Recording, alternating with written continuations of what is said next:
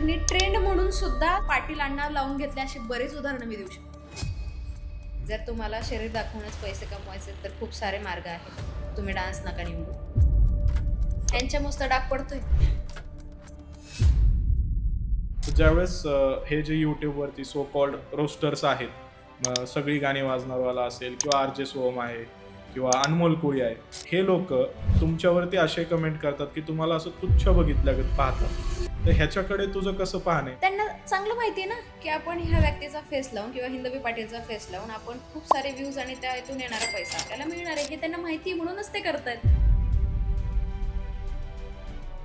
तुम्हाला कोणी खाऊ घालायला नाही येणार आहे, तुम्हाला स्वतःच करायचं आहे. की आपल्या कामा थ्रू आपण लोकांना प्रूव्ह करून द्यायचं, त्यांची बोलती बंद करायची की आपण काय काम करतोय, त्यातून त्यांच्या तोंडात बोललं गेली पाहिजे. अण्णाभाऊ साठे स्वतः जेव्हा छक्कड घेतात ते काय करत होते? लोकांना असं वाटतं हिंदू म्हणजे फक्त मराठा, तसं नाहीये. तू आणि गौतमी तुम्ही एकत्र असायचा, हो. मग नंतर असं काय घडलं? मी ग्रुप सोडलाय का मला काढण्यात आलंय हे मी नाही सांगू शकत. गौतमीचे वडील ज्यावेळेस एक्सपायर झाले होते आणि तू त्यांना भेटायला गेली होती, म्हणजे तिला, आणि त्यावेळेस आणि तुमच्यामध्ये पण ही गोष्ट कोणालाच नाही माहिती की हा इन्सिडन्स घडलाय तिथं घरात. तुला टिश्यू हवा असेल नाही, नाही, टिश्यू ठीक आहे. आणि दिसून येते तू डोळ्यात पाणी आलंय ते. बापरे, भयंकर आहे ही गोष्ट खरंच. नमस्कार मंडळी, जय शिवराय. मी उत्कर्ष कुदळे घेऊन आलेलो आहे आपला लाडका पॉडकास्ट चॅनल गप्पा कट्टा. आजचा जो पॉडकास्ट आहे तो खूप खास आहे बरं का. आज हायली डिमांड असलेली अशी व्यक्ती आपल्या पॉडकास्टवरती आलेली आहे, ज्यांचा आम्हाला सोशल मीडियावर म्हणजे फेसबुक, इंस्टाग्रामवर तुम्ही फॉलो करत असाल किंवा यूट्यूबला तर तुम्ही कम्युनिटी पोस्टवरती जरी पाहिलं तरी कंटिन्यू एकच कमेंट असायची की आम्हाला हिंदवी पाटील यांच्यासोबत एक तुमचा पॉडकास्ट पाहिजे, त्यांचा एक इंटरव्ह्यू तुम्ही घ्या. पण मला असं वाटलं की हिंदवी सोबत आपण पॉडकास्ट करण्यापेक्षा एक छान कट्ट्यावरती गप्पा मारूया. तर आज आपल्या कट्ट्यावरती आलेली आहे हिंदवी पाटील, जी महाराष्ट्राची शान आहे आणि आज महाराष्ट्राच्या तरुणाईनी तिला डोक्यावर घेतलेलं आहे. तर मग या पॉडकास्टमध्ये तुम्ही काय पाहाल, तर बेसिकली हिंदवीचे असे किस्से आहेत जे कुठेही सोशल मीडियावर तुम्हाला मिळणार नाही. तिच्या आयुष्यातले काही डार्क सिक्रेट आहेत, तिच्या आयुष्यातील काही मजेशीर किस्से देखील आहेत. आणि सर्वात महत्त्वाचं म्हणजे बरेच जण असा प्रश्न विचारत असतात हिंदवीला सोशल मीडियावर की बाबा तुझं आणि गौतमी पाटीलचं काय वाजलं आणि का तुम्ही सेपरेट झाला, का तू वेगळा ग्रुप फॉर्म केला. सर्व प्रश्नांची उत्तरं मी घेतलेली आहेत. मला तुमची काळजी आहे, त्यामुळे तुम्ही या आणि पूर्ण व्हिडिओ बघा. तर मी सुरुवात करतो आता पॉडकास्टला, या कट्ट्याला. हिंदवी, जय शिवराय. स्वागत आहे तुझं जय गप्पा शिवराय, जय कट्टावरती. शिवराय. काय म्हणते, काय चाललंय सध्या लाईफ मध्ये तुझ्या? लाईफ मध्ये मस्त चाललंय. काय म्हणता येईल दुसरं, काम, घर, सध्या तरी एवढंच आहे.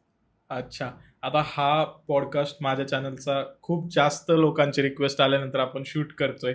बऱ्याच लोकांना तुझ्याबद्दल जाणून घ्यायचं होतं, तुझी लाईफ कशी आहे किंवा हा. तू कसं या क्षेत्रामध्ये आली. बऱ्याचशा गोष्टी आहेत. त्यानंतर ऍक्टिंग कडे कशी काय गेली.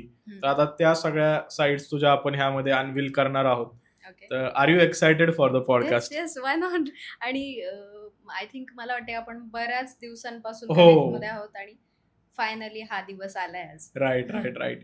तर सुरुवातीलाच मला तुला असं विचारायचं की आता पाहतो आम्ही की तू ग्लॅमरस फेस आहेस, one of the most famous persons मध्ये येते तू महाराष्ट्रामध्ये.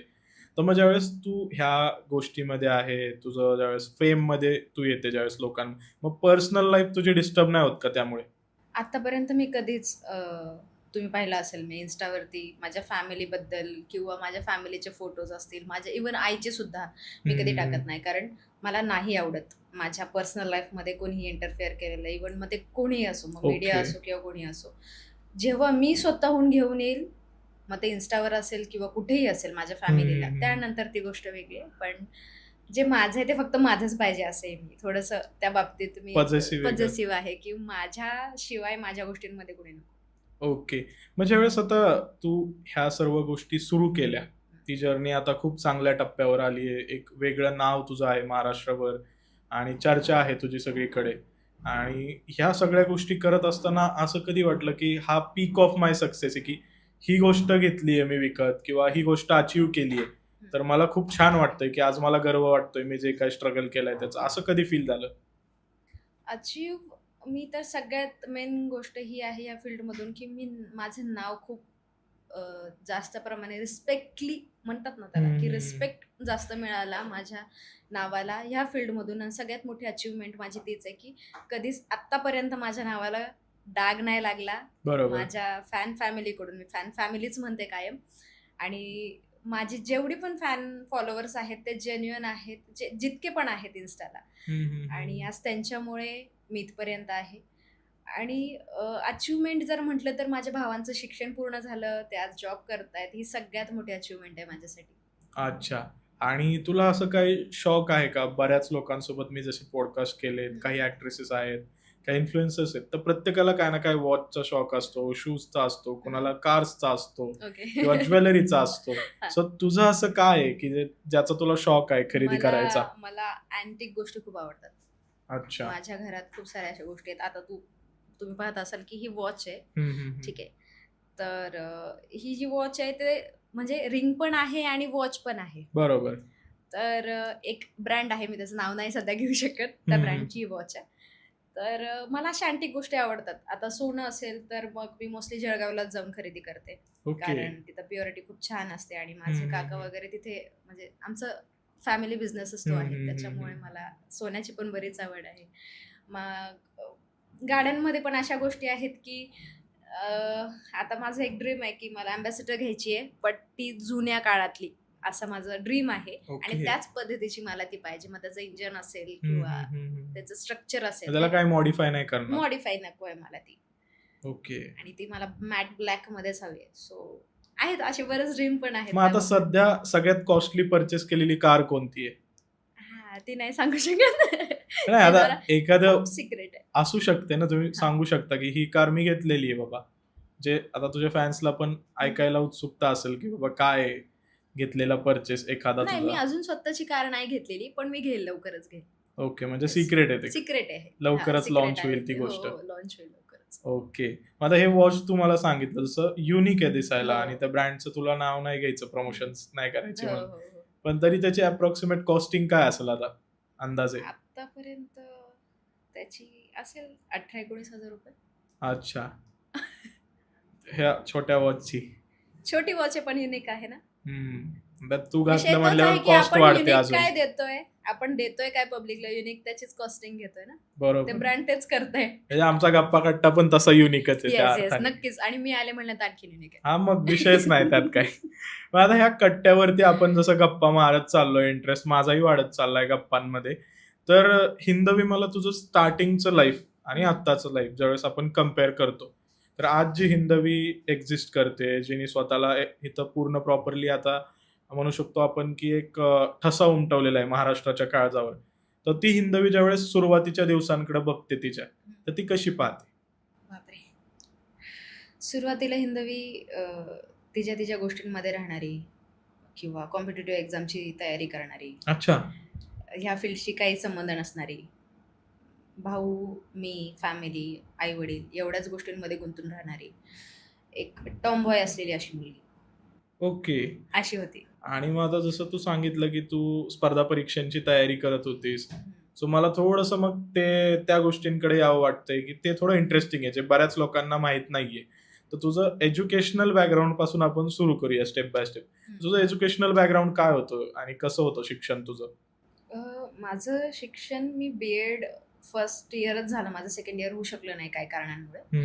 आणि मी आय थिंक सेकंड इयर पासूनच कॉम्पिटेटिव्ह एक्झामची तयारी मी करायला सुरुवात केली होती. ओके. म्हणजे मी गाव सोडून पुण्यात आले, त्यानंतर मी युनिक अकॅडमी जी होती पुण्यामध्ये, आय थिंक आता पण असेल, आहे. तर मी तिथे ऍडमिशन घेतलं होतं. मी एक वर्ष Okay. तिथे क्लासेस केले, मग त्यांच्या थ्रूच मी एक्झाम वगैरे देणं सुरू केलं होतं. खूप छान चाललेलं सगळं, पण फॅमिलीज इश्यूमुळे किंवा माझे फीज खूप जास्त होत्या त्यावेळेस आणि दोघांचं भावांचं शिक्षण चालू होतं, त्याच्यामुळे मी पुढे कंटिन्यू नाही करू शकले आणि मग Okay. डान्स फील्डमध्ये उतरले.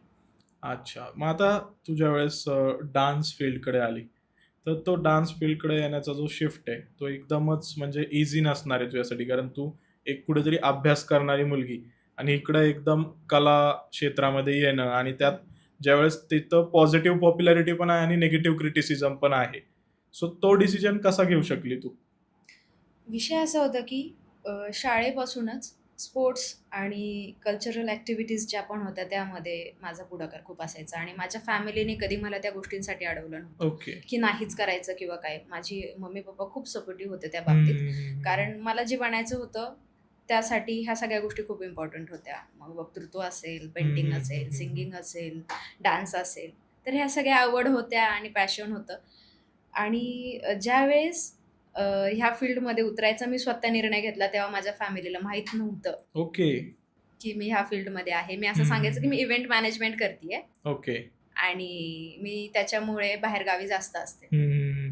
आणि त्यावेळेस माझ्याकडे म्हणजे मी वापरतच नव्हते सोशल मीडिया वगैरे, असं मी स्वतःहून कधी यूजच नाही केलं. आधीच्या ग्रुपला होते तेव्हा पण यूज नव्हते करत. तर माझा एक व्हिडिओ व्हायरल गेला एका लहान मुलाचा आणि तो माझ्या भावाच्या मित्रांनी त्याला पाठवलं माझ्या भावाला ओके. की अरे ही दीदी आहे का. मग तो शॉक झाला आणि त्याने मला एका दिवशी रात्री फोन केला की म्हणे दीदी ही तूच आहेस का. व्हॉट्सअपला मला व्हिडिओ पाठवला. मग तिथून सगळा गोंधळ सुरू झाला. म्हटलं होते मीच आहे. मग घरात रडापड, आईला त्रास झाला, वडिलांना त्रास झाला. बरेच 1-2 महिने वडील नीट व्यवस्थित बोलत नव्हते. भाऊ म्हटला की काही गरज नव्हती करायची, आम्हाला सांगायचं होतं, आम्ही जॉब केला असता, पण तू ह्या गोष्टीत नव्हतं उतरायला पाहिजे. पण मला माहिती होतं की शिक्षण किती इम्पॉर्टंट आहे आजच्या काळासाठी तरी, की तुम्ही कुठेही जा, आधीसारखं नाही राहिलं की तुम्हाला 10वी पासवर नोकरी देणार आहे. बरोबर. तर जे योग्य मला वाटलं आणि ज्या थ्रू माझी इन्कम येणार होती, जर पॅशन माझं इन्कम सोर्स बनत असेल तर तिथं मला वाईट वाटायची गरज नव्हती. पण भीती होती की समाज, बरोबर. सोसायटी काय बोलेल. सोसायटी काय म्हणेल. सोसायटीची भीती याच्यामुळे असते कारण आपल्या फॅमिलीला त्याचा जास्त त्रास होतो. बरोबर. फॅमिलीपर्यंत जेव्हा गोष्ट जाते तेव्हा आपण ते मॅनेज करू शकतो, आपण पटवून देऊ शकतो की बाबा असं असं आहे, मम्मी पप्पा भावांना सगळ्यांना सांगू शकतो. पण जेव्हा आजूबाजूची सोसायटी आपल्या घरच्यांवरती ते सगळं प्रेशर आणते आणि सगळं जे बोलत असते, त्यावेळी जी डिस्टर्ब होते फॅमिली, तेव्हा आपण ते रिकवर नाही करू शकत पटकन. पण खूप त्रास झाला मला या गोष्टीला. पण मी सांगून ठेवलं होतं की 1 वर्ष द्या मला, जर माझ्याकडून तुम्हाला काही चुकीचं पाऊल वाटलं तर तुम्ही जो निर्णय घ्याल माझ्यासाठी ते मला मान्य असेल.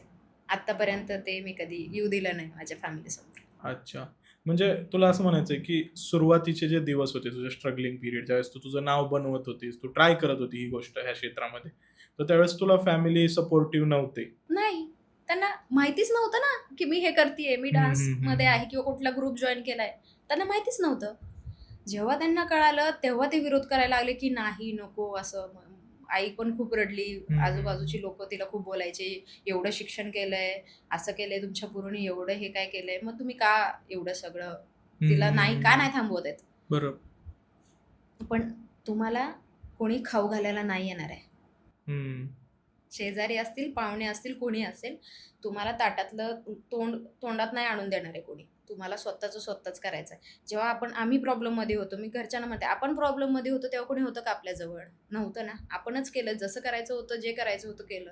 बरोबर. मग आता काय ऐकताय तुम्ही? पण तरी असतंच ना, घरचे थोडेसे नाराजच होते.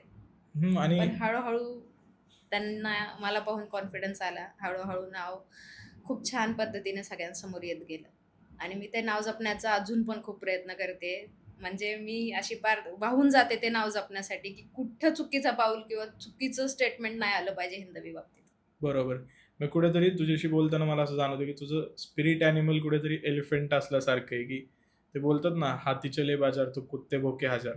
तो हत्ती असू लक्ष शकतं. देत नाही आजूबाजूच्यांकडे, तो त्याचं काम करत राहतो. हो. आणि त्यामुळेच आज कुठेतरी तू त्या उंचीवर येऊन पोहोचली आहे तुझ्या कामा थ्रू. हो.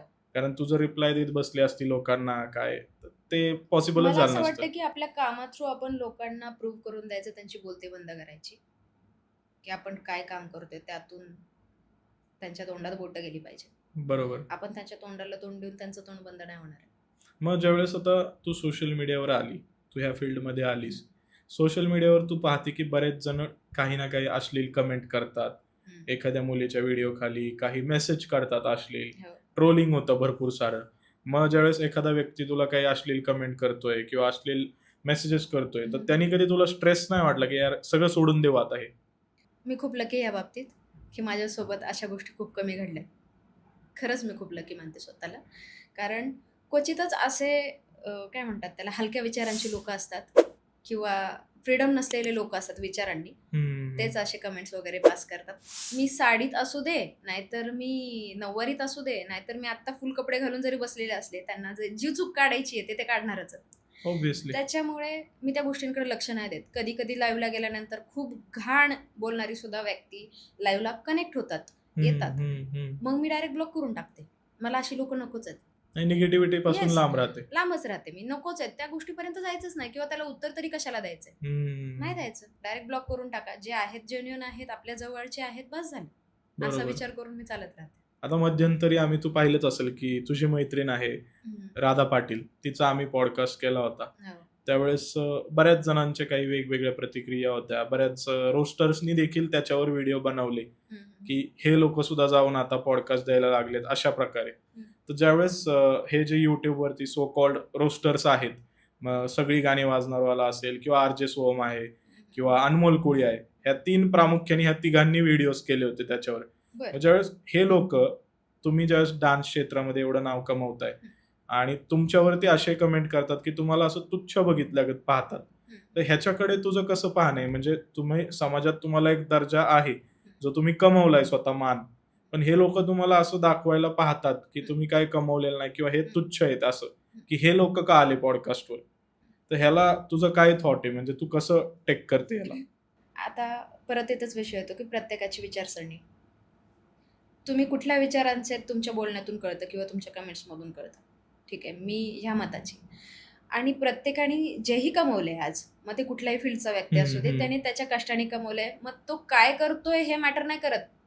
तो आज त्या गोष्टी करून कमवतोय, त्याचं घर चालवतोय किंवा त्याच्या हातात तेवढी आहे गोष्ट किंवा पॉवर आहे. आज आम्ही जातो स्टेजवरती तेव्हा आमच्यासमोर लाखोनी लोक बसलेले असतात इव्हेंट पाहण्यासाठी किंवा शोज बरोबर. पाहण्यासाठी, आमचा डान्स परफॉर्मन्स पाहण्यासाठी. प्रत्येकाचा डान्स फॉर्म वेगळा आहे, त्या पद्धतीने ती व्यक्ती करते. पण की तुम्ही कशा पद्धतीने त्याच्याकडे बघताय हे त्या व्यक्तीवर डिपेंड करतं. हा, पण म्हणजे आता सपोज आता आपण जसं शूट करतोय हा पॉडकास्ट, हा ज्यावेळेस लाईव्ह होईल, उद्या ह्यातलेच काही लोक येऊन परत युट्यूबवर व्हिडिओ बनवून टाकणार, ह्यातला कुठला तरी पार्ट टाकणार आणि तुझं कुठल्या तरी परफॉर्मन्सचा व्हिडिओ लावतील, काय करतील आणि त्यातनं तुला ट्रोल करायला पाहणार, फक्त एक व्ह्यूज मिळवण्यासाठी की हिंदवी पाटीलचं नाव वापरून व्ह्यूज मिळवणं. हो हो. तर अशा लोकांना तू काय म्हणू इच्छिते? मग त्यांना चांगलं माहिती आहे ना की आपण ह्या व्यक्तीचा फेस लावून किंवा हिंदवी पाटीलचा फेस लावून आपण खूप सारे व्ह्यूज आणि त्यातून येणारा पैसा आपल्याला मिळणार आहे, हे त्यांना माहिती, म्हणूनच ते करतायत.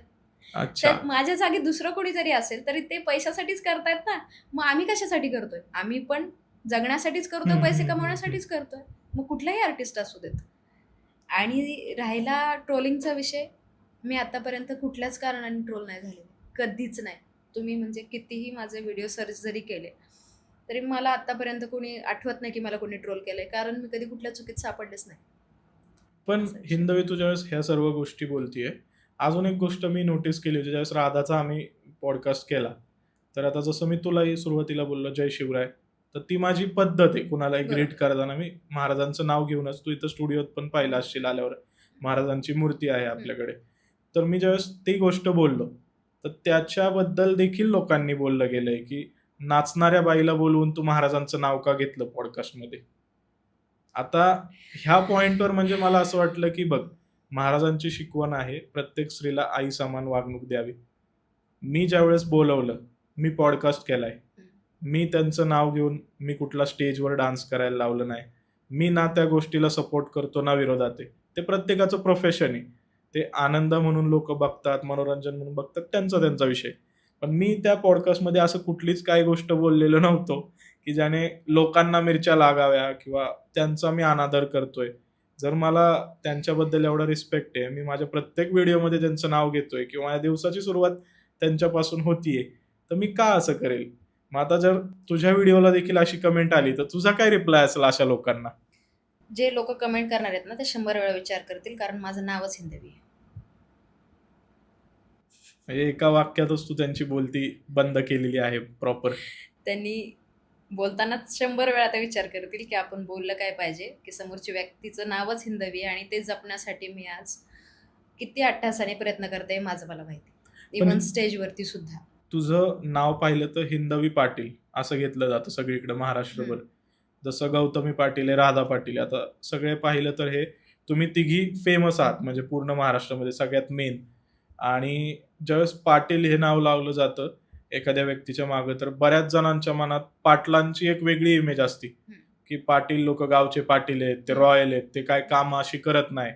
मग ज्यावेळेस तुझ्याकडं किंवा कोणत्याही ह्या दोघी डान्सर आहेत त्यांच्याकडे सुद्धा जर बघितलं, तर पाटील नाव लावून तुम्ही ह्या क्षेत्रामध्ये कसं काय पाऊल ठेवून फेमस व्हायला ट्राय केला? म्हणजे नाही पाटील नाव लावल्यावरती ते लोक म्हणतात घरात बसलं पाहिजे स्त्रीने. का? बऱ्याच जणांची अशी भावना आहे की हम्म. पाटील देशमुख असं जर असेल हा. तर त्यांनी अशा गोष्टी करू नये, आमच्या ह्याला धोका आहे, म्हणजे इज्जतीवरती वगैरे असं पण बोललं जातं. आता विषय काय आहे की जेव्हा पहिली पाटील फेमस झाली तेव्हा तिने काय नाव चेंज करून फेमस व्हायला पाहिजे होतं. ते घडून गेलं बरोबर. बरोबर. किंवा तिने असं नव्हतं की बाबा मला फेमस व्हायचं म्हणून ह्या गोष्टी करायच्यात मला, असं काही नव्हतं ना त्यावेळी. झाली फेमस झाली. दुसरी पाटील आहे तिचं पण तसंच आहे ना, आडनावात पाटील असलं म्हणून काय झालं. तिला तिचं घर कसं चालवायचं ते तिला माहितीये ना. बरोबर. तुम्ही अगदीच. सगळे येऊन नाही खाऊ घालणार आहेत. आम्ही तिघी खानदेशी आहेत, ही सगळ्यात मेन गोष्ट आहे. आणि खानदेशमध्ये पाटील हे सरनेम असणं मोठी गोष्ट नाहीये खरं म्हणायला गेलं तर. ओके. ठीक आहे. तर आजकाल मुलींनी ट्रेंड म्हणून सुद्धा स्वतःच्या आडनावाचा म्हणजे वापर न करता पाटील आडनाव लावून घेतले, अशी बरेच उदाहरणं मी देऊ शकते. एखादं नाव सांगा आम्हाला नक्की, नाही, नाव कोण आहे तर असं नाही नाव सांगू शकत. वापरतंय, म्हणजे आम्हाला देखील कळेल. खूप सारी आहेत. म्हणजे स्वतःचं नाव वेगळं असून सुद्धा, आडनाव वेगळं असून सुद्धा त्यांनी पाटील हे आडनाव लावून घेतलंय का, तर ट्रेंडसाठी. म्हणजे तुम्ही तिघी, गौतमी आहे, तू आहे, राधा आहे, हा. तुम्ही फेमस झाल्यामुळे. नाही नाही, तसं नाही. त्यांना असं वाटत होतं की आपण पाटील लावल्यानंतर आपल्याला इव्हेंट्स जास्त मिळतील किंवा शोज जास्त मिळतील आणि आपण ट्रेंडनुसार चालू. पण असं नसतं. तुम्ही आज जेही करतायत ते टिकून ठेवण्यासाठी तुम्हाला खूप कष्ट घ्यावे लागणार आहेत. आज बरोबर. तुम्ही 1 वर्ष आहेत, आज तुम्ही ट्रेंडिंगला आहेत, तुम्ही मी करून चालणार नाही. त्यात मी का असेना. ज्या वेळेस तुमच्या मनात तुमचा मीपणा किंवा मोठेपणा वाढेल, तुम्ही पुढच्या वर्षी दिसणारही नाहीत. बरोबर. आणि ही तेवढीच रिअलिटी. मी स्वतः मी आज 4थं वर्ष आहे ह्या फील्डमध्ये माझं. मी खूप जण आलेले पाहिलेत आणि गेलेले पाहिलेत. तर मग कधी कधी असं वाटतं की तुमच्याजवळ काय आहे हे तुम्ही दाखवा. तुम्ही इतर गोष्टींचा यूज करून पुढे यायचा प्रयत्न नाही केला पाहिजे. बरोबर आहे. आता ज्यावेळेस आपण ह्या सर्व गोष्टींबद्दल बोलतोय, तर प्रामुख्याने तुम्ही 3 पाटलीन आहेत की जे खूप फेमस आहेत आता महाराष्ट्रामध्ये, ज्यांनी महाराष्ट्राच्या यंग क्राऊडला पूर्ण डोक्यावर घेतलेलं आहे ज्यांनी. तर ज्यावेळेस प्रश्न येतो तुझा सुरुवातीचा प्रवास, जसं तू सांगितलं की तू पहिल्यांदा एक वेगळे ग्रुपला जॉईन केलं होतं, तर मग तो जो ग्रुप होता, तर असं सुरुवातीला पाहिलं जायचं की तू आणि गौतमी तुम्ही एकत्र असायचा. हो. मग नंतर असं काय घडलं की तू अचानक त्यातून बाजूला होऊन स्वतःचं नाव बनवायला चालू केलं? हे तुमच्या दोघांमध्ये काय भांडणं झाली होती का? तुला असं वाटलं की नाही, माझं माझं मी वैयक्तिक केलं पाहिजे? काय नक्की तुमच्या दोघांमध्ये इश्यू होता? माझी बिलकुल इच्छा नव्हती की माझा स्वतःचा ग्रुप असावा. कारण मी जेव्हा त्या ग्रुपला होते तेव्हा मी काम करून स्टडी करत होते. माझं लास्ट इयर सुरू होतं त्यावेळी. ओके. त्याच्यामुळे माझी मुळीच इच्छा नव्हती की माझा स्वतःचा ग्रुप असावा किंवा मी ह्या फील्डमध्ये माझं स्वतःचं एक वेगळं नाव करावं. मला हे सगळं गुपित ठेवायचं होतं कायम. ओके. पण ते म्हणतात नाही, कधी कधी तुमची डेस्टिनी तुम्ही नाही निवडू शकत, डेस्टिनी तुम्हाला निवडते. तर मी असं समजते की डेस्टिनीने मला निवडलं आणि ह्या सगळ्या गोष्टी घडून आल्या. फक्त एवढंच की मी ग्रुप सोडलाय का मला काढण्यात आलंय हे मी नाही सांगू शकत. अच्छा. पण जितकं म्हणजे माझ्या माहितीमध्ये आहे, जितकी मी माहिती घेतली होती सूत्रांथ्रू आमचे पण माझा कट्टा सारखे सूत्र आहेत काही. तर त्यांच्या थ्रू मला असं समजलं की गौतमीचे वडील ज्यावेळेस एक्सपायर झाले होते आणि तू त्यांना भेटायला गेली होती म्हणजे तिला, आणि त्यावेळेस काहीतरी तू तिला सावरायला वगैरे प्रयत्न केला आणि तिने तुझा हात झटकला आणि तुमच्यामध्ये काहीतरी थोडंसं हेराफेरी काहीतरी झालं तुमच्यामध्ये, शब्दांची एक्सचेंज, आणि तिने तुला हकललं. असं जे काय घडला प्रसंग, हा कितपत खरा आहे? जितका मला म्हणजे समजलेला आहे, माहिती मी जेवढी काढली त्यामध्ये. तुम्हाला कोण सांगते एवढं सगळ्या आतल्या गोष्टी? म्हणजे हे खरं आहे, घडलेलं आहे. म्हणजे आमचे भांडण नाही झाले जेव्हा बाबा गेले तेव्हा, पण मी गेले होते घरी गेले होते, बोलणं झालं आमचं. पण ती इतकी टेन्शनमध्ये होते, मीडियाने इतका त्रास दिला होता तिला किंवा ती ज्या सिच्युएशनमध्ये होते, ती त्या बोलण्याच्या स्टेटमध्येच नव्हते माझ्याशी. हम्म, हम्म, हम्म. ती नुकतीच आली होती आणि अंघोळ करूनच बसलेली होती. मी हम्म. गेले, भेटले, आईशी भेटले, सगळे होते तिथं, मामा आजोबा वगैरे सगळे होते. पण भांडणं वगैरे आमची तिथं काहीच झाले नाही. पण काही गोष्टी खऱ्या आहेत त्यातल्या आणि काही गोष्टी नाहीत. मग कुठेतरी तुमच्यामध्ये जी फूट पडली नंतर, त्याला ही गोष्ट कारणीभूत होते का? तिथून कुठेतरी नाही, चिंगारी पेटली? नाही. मी त्याच्या आधीच ग्रुपमध्ये नव्हते ना. ओके. मी ग्रुप सोडून 7-8 महिने झाले होते त्यावेळी. बाबा जेव्हा एक्सपायर मग झाले. त्याच्यामुळे ते झालं का तसं, की तू ग्रुपमधनं बाहेर पडली आणि बहुतेक नंतर तसं तू असू शकतं की मी फेक सहानुभूती ग्रुपमध्ये, दाखवायला आली, असं काय बहुतेक पिक्चर तिला वाटत? तसंही वाटत असेल त्यावेळी. कारण आपण अशा स्टेटमध्ये असतो की कधी-कधी आपल्याला असं वाटतं की अरे समोरचा व्यक्ती फेक आहे की नाहीये किंवा खराच आहे का तो आपल्यासोबत, ते नाही कळत. बरोबर. आय थिंक सो तिला तसं वाटतही असेल. ओके. आता तू ज्यावेळेस सांगतीये म्हणजे मला तुझ्या डोळ्यामध्ये पाणी दिसतंय, की तुला कुठेतरी तुमचं नातं तेवढं जवळचं होतं. त्यामुळे ते तुला तेवढं फील झालं ती गोष्ट. ठीक आहे, पण इट्स ओके. ती त्या तुला स्टेटमध्ये टिश्यू हवा असेल तर नाही, टिश्यू ठीक घे. आहे, काय कारण दिसून येते तू डोळ्यात पाणी आलंय ते. पण सॉरी, पण ही गोष्ट कोणालाच नव्हती माहिती. तुम्हाला कसं काय कळालं? माझा रिसर्च खूप डीप असतो प्रत्येकाच्या बाबतीतला. भयंकर. म्हणजे आत्तापर्यंत ही गोष्ट ना, म्हणजे कोणालाच नाही माहिती ही गोष्ट. माझी फॅमिली आणि जवळचे 1-2 जण असतील जे त्यावेळी माझ्यासोबत असतील. पण ही गोष्ट कोणालाच नाही माहिती की हा इन्सिडन्स घडलाय तिथं घरात. माझे सोर्स खूप जास्त लांब पर्यंत आहेत आणि मी रिसर्च खूप करून ठेवतो. बापरे! भयंकर आहे ही गोष्ट खरंच. आता मला असं ते लोकांना असं वाटेल की मी तुला मुद्दाम काय स्क्रिप्टेड रडवलं वगैरे, तर तसं काय नाहीये. म्हणजे खरंच आमचं नाही, रिअल तसं बोलणं काहीच नाही. आणि आम्ही काही झालंच आल्यापासून नव्हतं. वेगळ्याच गोष्टींवरती गप्पा मारत होतो. हा. आणि अचानक हे सगळं मला आणि आम्ही सरप्राईज फर्स्ट आहे. टाइम भेटतोय, for yes, your first. Information. Yes, first time this is भेटलोय. First meeting. पण मला मला माहितीच नव्हतं एवढं भयंकर सरप्राईज मला मिळेल. म्हणजे मी प्लॅन करत होतो ज्यावेळेस आपलं बोलणं झालं ना, so you were into Indore only त्यावेळेस. तुझं शूट चाललं होतं त्यावेळेस हो, नर्मदाचं. हो. आणि मी त्यावेळेस उज्जैनला चाललो होतो. तर मी तिथेच होतो. मी तुला बोललो पण की मी हो, येत आहे त्यावेळेस. पण हो. नंतर असं झालं ना, की तिकडेच आमचा एक इन्सिडेंट झाला. बरं. ज्यामुळे आम्हीच एवढं डिस्टर्ब होतो, की म्हणलं आता काहीच कुणाला भेटायला नको. नाही, आपलं पण तुम्ही देवदर्शन यायला करून पाहिजे निघू. होतं. यायला पाहिजे होतं. आणि आमचा तिकडं वेगळाच ऍक्सिडेंट झालता. ओह! आमचं जे टुकटुक असते ना उज्जैनमध्ये फिरताना, हो, तर त्या टुकटुकला बोलेरोनी डॅश दिला. आणि काय माहिती आम्ही त्याच्या आधी दर्शन घेऊन आलो होतो. तर असं झालं की ती टुकटुक 2 पलटी खाल्ली. माझ्यासोबत माझे 2 भाऊ होते. ते पडले खाली. एक जण म्हणजे खाली पडला, त्याचा हात गेला गाडीखाली आणि दुसरा त्याच्यावर पडला. रिक्षावाला बाहेर पडला. धडकला माझ्या बाजूनी. मी असं पाहतोय. आलं म्हणलं तोपर्यंत धडकला आणि तो 90च्या स्पीडने आला बुलेरोवाला. मला वाटलं आता संपलो. काय माहिती म्हणजे महाकालची काय कृपा असेल. मी असा उभा होतो रस्त्यावर. मला अजून आठवत नाही काय झालं. एवढी पलटी खाल्ली रिक्षाने आणि मी जाग्यावर उभा होतो रस्त्यावर. मला स्क्रॅच पण आला नाही.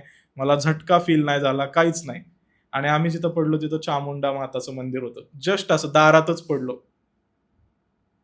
सो ते एवढं सगळं घडलेलं की मी त्यामुळे कुणाला काय बोललोच नव्हतो. डायरेक्ट पॉझिटिव्ह एनर्जी आणि ती जी ते हे- म्हणतात ना की आशीर्वाद असतो कोणाचा तरी तिथं मला आपल्यावर. फील झालं की नाही, महाकालचा हात ज्यावेळेस डोक्यावर आहे ना, तुम्ही हा. तुमचं कोणीच काय कोणीच काय बालवाकडं वाकडं करू नाही शकत नाही. हे रिअल आहे. तेवढंच रिअल आहे. आणि मगाशी एक गोष्ट बोलता राहिले मी. जेव्हा आपण म्हणतो की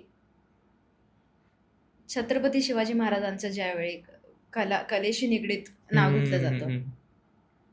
त्या लोकांनी वाचलंय का म्हणजे महाराजांना प्रॉपर त्यांनी वाचलंय का, त्यांनी अनुभवलंय का, त्यांनी आत्मसात केलंय का, त्यांचे विचार त्यांनी अनुभवलेत का, किंवा त्यांचे विचार घेऊन ते चालत आहेत का आत्ता समाजामध्ये? तुम्ही कमेंट्समध्ये एवढ्या मोठ्या मोठ्या गोष्टी बोलता. तुम्ही तुमच्या फॅमिलीतल्या स्त्रियांसोबत कसे वागता ह्याचा विचार केलाय कधी तुम्ही? बरं, ठीक आहे. आता आपण जय शिवराय म्हणतो. आता मी सुद्धा म्हणते कधी मी जेव्हा वाईट बनवते तेव्हा मी स्पष्टपणे म्हणते जय महाराष्ट्र, मी तुमची सर्वांची आवडती हिंदवी पाटील. बरोबर. का नाही म्हणायला पाहिजे मी? अभिमान आहे त्या गोष्टीचा. आपण महाराष्ट्रात आहोत Exactly. आणि आपल्या इतक्या कला महाराष्ट्रात जेवढ्या जोपासल्या जातात आणि असंख्य आहेत. प्रत्येक जातीच्या एक वेगवेगळे कला, डान्स फॉर्म, रहन-सहन खूप वेगवेगळी आहे आणि त्या पद्धतीने आपला महाराष्ट्र नाही, भारतात पण आहे म्हणता येईल. जसं मी प्रत्येक वेळी म्हणते की प्रत्येक कास्टचा, प्रत्येक धर्माचा एक वेगवेगळा डान्स फॉर्म आहे. हो. आणि आपल्या महाराष्ट्रात तर वेगवेगळ्या जिल्ह्यांची परंपरा जिल्ह्यांची आहे. परंपरा आहे. ते म्हणतात ना, की चालता चालता माती बदलते, तर पळता पळता बोली भाषा बदलते, गल्ली गल्लीत बदल आहेत. तर ह्या गोष्टी का नाही समजून घेऊ शकत आणि आता public? तू सांगते तरी अंगावर शहारे आलेत मला ऐकताना. म्हणजे खोटं नाही बोलत, आता तिला दिसते तेच समोर. येस, मला खरंच दिसतंय. पण खरंच आहेत ना, आपल्या महाराष्ट्रात तेवढे कला आहेत, त्या गोष्टी आहेत. महाराजांनी कधीच ह्या गोष्टीला किंवा कलेला विरोध केलेला नव्हता. बरोबर. बरोबर. आता जेव्हा आपण लोक म्हणतात की महाराजांनी कधीच स्त्रिया नाहीत नाचवल्या. हो, नाहीत नाचवल्या. महाराज तेवढा आदर स्त्रियांचा करत होते. पण आता जग बदललंय. तुम्ही जगाप्रमाणे पुढं सरकायला शिका. त्यावेळेस महिलांना घुडसवारी, तलवारबाजी, भालाफेक सगळं काही शिकवण्यात येत होतं त्यांच्या प्रोटेक्शनसाठी. बरोबर. बरोबर. मग नंतर परत तुम्ही त्या गोष्टी बंद केल्या. का बंद केल्या मग? की नाही महिलांनी पदरातच राहावं. का केलं मग तुम्ही हे सगळं चेंज? कुठेतरी सावित्रीबाईंना पुढे यावं लागलं, महिलांना लागलं. शिक्षण घेण्यासाठी. त्यांना तर किती अपोज केलं लोकांनी. आई सावित्रीबाई महाराजांच्या काळात तर नव्हत्या ना, त्या आत्ताच्या आपल्या काळातल्या असं म्हणता येईल. बरोबर. मग तेव्हाही त्यांना किती सहन करावं लागलं. शेण फेकून मारायचे. शेण म्हणा, दगड म्हणा, किती. राणी लक्ष्मीबाईंना पब्लिक एक्सेप्ट करत नव्हतं, तिथली जनता एक्सेप्ट करत नव्हती. त्यांनी दत्तक घेतलेले पुत्र एक्सेप्ट करत नव्हते. ती तर बाई घरंदाज होती ना पूर्णपणे. बरोबर. ती तर योद्धा होती. ज्या त्या काळातल्या स्त्रिया ज्या त्याप्रमाणे वाढल्या, त्यांना ते सहन करावं लागलं, म्हणून आज त्या अजरामर आहेत. राईट. बरोबर. तर आत्ताच्या काळातल्या मुली, मस्त मान्य करते मी की त्यांची मेंटॅलिटी आत्ताप्रमाणे आहे. ठीक आहे. तर तुम्ही त्या गोष्टीला वाईटच आहे असं नाही ठरवू शकत. प्रत्येक जण त्याच्या त्याच्याप्रमाणे वागतोय, त्याच्या त्याच्याप्रमाणे करतोय. काम असेल, कला सादर करणं असेल, तुम्ही त्याला पॉइंट नाही करू शकत. पॉइंट आउट बिलकुल तर नाहीच करू शकत. तर मग आपण ठरवणारे कोण? बरोबर. आज तुम्ही जर एखादी मुलगी पूर्ण साडीत जरी नाचली, तर तुम्ही, माझा अनुभव आहे, तुम्ही तिला सांगता की अरे काल आमच्या इथे असा असा प्रोग्राम झाला, असा असा कार्यक्रम झाला, तुम्ही ते गाणं घ्या ना, तशा पद्धतीने परफॉर्म करा. आणि जेव्हा मी नाही म्हणते तर तुम्हाला मी इगोइस्टिक वाटते का? तुम्हाला हे कळलं पाहिजे की माझा तो डान्स फॉर्म नाहीये. मी बरोबर. पूर्ण नऊवारी डान्स करू शकते, किंवा मी कोळी म्हणजे जे अटायर असतं घालू शकते मी डान्स करताना, ते मी करू शकते. किंवा मी नऊवारी जेही मराठी गाणे असतील ते करू शकते. राईट. ठीक आहे. जर मला एखादं हिंदी गाणं घ्यायला लावलं तर ते संबळच्या बीटमध्ये असेल तर त्या बीटवरती मी परफॉर्म करू शकते. पण मी पूर्ण हिंदी गाणं नाही करू शकत, किंवा तुम्ही जे काल पाहिले ते मी नाही तुम्हाला दाखवू शकत. तर त्यामध्ये मी तुम्हाला असं वाटते की अरे किती इगो ह्या मुलीला, तिला पैसे देऊन आपण बोलवले. खूप भयंकर गोष्टी घडतात. सोपं पैसे नाही. दिलं म्हणजे तुम्ही विकत नाही घेतला ना त्या माणसाचा सेल्फ रिस्पेक्ट. आणि तो मी खूप घाण जपते. मग ते समोरच्या व्यक्तीला मी काही वाटू देत, मी नाही करणार, मी नाहीच करणार. माझ्या ग्रुपच्या मुली नाही करणार ह्या गोष्टी तर नाहीच करणार. असं कधी झालंय का हिंदवी की तू स्टेजवर आहेस, तू परफॉर्म करून झालंय किंवा करतीयस, आणि आयोजकांनी असंच काहीतरी वेगळे डिमांड केली आहे जी तुला नाही करायची, ती तुझ्या म्हणजे एक काय म्हणू शकतो एथिक्सच्या विरुद्ध आहे, तू स्टेज सोडून गेलीये किंवा कार्यक्रमच रद्द केलाय तू, कधी असा तुझा? स्टेज सोडून मी कधीच नाही गेले. त्या गोष्टींना मला तिथं डील करावंच लागतं, कारण माझ्यासोबत जवळपास 14 ते 15 मुली असतात. आणि ते गाव छोटं गाव जरी धरलं तर 7-8 हजार लोकसंख्येचं गाव बरोबर. असतं जवळपास. तर तिथून निघायला आम्हाला जवळपास 2-3 वाजतात, सगळं संपवून, सगळं चेंजिंग वगैरे करून. तर मी काय म्हणेल की तिथं फक्त मला त्या लोकांशी डील करावं लागतं, की सर साहेब मी हे गोष्टी नाही करू शकत, दादा मामा काका बोलून. आणि काही गावात ना असं घडतं की त्यांना असं वाटतं की आपण ह्यांना मानधन घेऊन बोलवले म्हणजे आपण ह्यांना विकतच आणलं.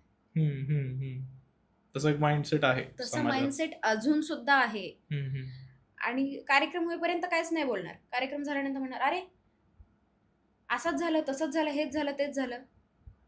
आणि मी एकमेव अशी मुलगी होते आता तर ते बरंच ट्रेंडिंगला आलंय की मी माईक घेऊन प्रत्येक परफॉर्मन्स नंतर विचारणार की तुम्हाला सगळ्यांना कार्यक्रम कसा वाटतोय, याच्यामध्ये काही चेंजेस पाहिजेत का तुम्हाला, गाणं वेगळे हम्म. पाहिजेत का तुम्हाला. राईट. मी आत्तापर्यंत स्टेजवरती नवरात्री असेल, गणपती असेल, माझा पूर्ण ग्रुप आम्ही दरवर्षी काही ना काही नवीन द्यायचा प्रयत्न करतो. आता पहिल्या नवरात्री जेव्हा मी ग्रुप सुरू केला, पहिल्या नवरात्रीत मी जेव्हा आपल्या कोलकातामध्ये एका डॉक्टरांवरती, लेडी डॉक्टरवरती रेप झाला, तिला मारून टाकलं बरोबर. होतं. ती थीम मी नवरात्रीत बसवली. मी ते दाखवून दिलं डान्स थ्रू. तो व्हिडिओ माझा बराच व्हायरल गेला. त्यानंतर मी नवदुर्गा दाखवल्या, की तुम्ही स्वतः मुली असून किती प्रोटेक्ट करू शकता. मी गेल्या वर्षी नवरात्रीत हुंडाबळी दाखवलं, कारण बऱ्याच हुंडाबळी गेल्या वर्षी झाल्यात. तुम्ही पाहू शकता, म्हणजे हगवणे तुम्हाला प्रकरण माहिती झालं आहे. होतं Yes, पुण्यातलं खूप फेमस. मोठं फेमस झालं होतं. तर मी अशा गोष्टी दाखवते. आता ह्या वर्षी नक्कीच मी ज्या चिमुकलींवरती अत्याचार होत आहे ते मी दाखवण्याचा प्रयत्न करणार आहे. आणि आपण ॲज अ पॅरेंट्स म्हणून काय करू शकतो, मुलींना कसं ट्रेन करू शकतो, ते डान्स थ्रू मी दाखवायचा प्रयत्न करते, की याच्यातून म्हणजे ॲटलिस्ट लोकांना समजेल की बाबा अशा पण गोष्टी आहेत की आपण ह्या पद्धतीने आपल्या लहान मुलांना ट्रेन करू शकतो. बरोबर. तुम्ही डांबून ठेवण्यात काही अर्थ नाही. समाज प्रबोधनाचं एक काम तू काम तुझ्या आपण परफॉर्मन्स मधून आणि देखील खरंच करते. आधीपासून लावणी थ्रू सुद्धा या गोष्टी होत आलेल्या आहेत. क्रांतिकारी जेव्हा अण्णाभाऊ साठे स्वतः जेव्हा छक्कड लिहितात, ते काय करत होते, समाज प्रबोधनच करत होते ना. बरोबर. मग ती गोष्ट चुकीची नव्हती, तर ही गोष्ट ही वाईट नाहीये. पण त्या गोष्टीची दखल कधीच मीडिया घेत नाही. मला या गोष्टीचं खरंच खूप वाईट वाटतं, अरे की का बरं असं का होत असेल. नाही, मला देखील वाईट वाटलं होतं. असं बऱ्याच इन्सिडेंट्स मध्ये मी पाहिलं की जसं तुमचं प्रोफेशन आहे, तुम्ही डान्स करता, you are a dancer, you perform. तेच गोष्ट जर बाहेरच्या देशातली कुठली स्त्री आली, तिचे ज्यावेळेस कॉन्सर्ट्स होणार किंवा तिचा जर डान्स परफॉर्मन्स असेल किंवा एखादी ऍक्ट्रेस फॉर एक्झाम्पल बॉलिवूडची असेल, ती जर का दहीहंडीला येते इव्हेंटला, तर लोक क्रेझी होतात तिच्यासाठी. आणि ते स्टँडर्ड आहे, ते म्हणतात ही स्टँडर्ड आहे. येस. मग तुम्ही कसं डिसाईड करता की एखादी व्यक्ती मराठी ट्रेडिशनल आर्ट फॉर्म करतीये, तिचा डान्स फॉर्म म्हणजे वल्गर, आणि एखादी व्यक्ती ऍक्ट्रेस आहे किंवा वेल नोन पर्सनॅलिटी आहे, बाहेरून आली आहे, तिने स्टेजवर डान्स केला म्हणजे ती चांगली. मग हे तुम्ही कॅरेक्टर कसं काय जज करू शकता एखादं डान्सवर? आता मी ती गोष्ट सांगते. ठीक आहे, बऱ्याच लोकांना असं वाटतं नाही आहेच. आता विषय काय झाला आहे की टीव्हीमध्ये परफॉर्म करणं, कशी ड्रेसिंग सेन्स असली तरी त्याचे त्यांना पैसे मिळतात, त्या बरोबर. पद्धतीने ते काम करत आलेले आहेत, पण ते टीव्हीवरती आहे. ही गोष्ट लक्षात घे. आम्ही जेव्हा काम करतो, आम्ही जेव्हा परफॉर्म करतो, आम्ही गावासमोर असतो. बरोबर. म्हणजे मग ज्या पद्धतीचं आम्ही ड्रेसिंग करतोय त्याचा डायरेक्ट इम्पॅक्ट पडतोय ना. राईट. लाईव्ह ऑडियन्स आहे. लाईव्ह ऑडियन्स आहे सगळी. मग ते प्रत्येकच व्यक्तीला ते भावणार आहे असं आहे का? नाही. कळते फरक आहे या दोन्ही गोष्टी. बरोबर. बरोबर. जेव्हा त्या टीव्ही मधली डान्स करणारी व्यक्ती दहंडीला स्टेजवर येते, तेव्हा ती त्या ड्रेसिंग मध्ये नसते. कळतंय? मग जो दृष्टिकोन आहे तो क्षणात बदलतो. बॅक ऑफ द माइंड चालतं की अरे ही तर व्यक्ती तीच आहे, पण समोर ती साडीत आहे ना माझ्या. राईट. मग तेव्हा मी त्या पद्धतीने तिला नाही बघणार. मग मी टीव्हीवरती तिला तसं पाहत असेल, पण मी समोर नाही पाहत आहे ना. बरोबर. पण आजकालच्या ट्रेंडमुळे जे ड्रेसिंग सेन्स आहे ते कुठंतरी चुकीचं आहे का, हे माझं मत स्वतःचं. कारण ज्या वेळेस आम्ही डायरेक्टली पब्लिक समोर असतो, लाईव्ह असतो, मग ज्या पद्धतीचा ड्रेसिंग सेन्स आहे, डीप नेक आहेत किंवा साडी घालण्याची पद्धत जी आहे ती फेमस होण्यासाठी आजकाल त्या पद्धतीचा ड्रेसिंग सेन्स चाललेला आहे की बाबा आपण असं ड्रेसिंग केलं तर आपण जास्त व्हायरल होऊ किंवा कुठेतरी बॉडी रिव्हील केली तर आपण फेम मिळू शकतो.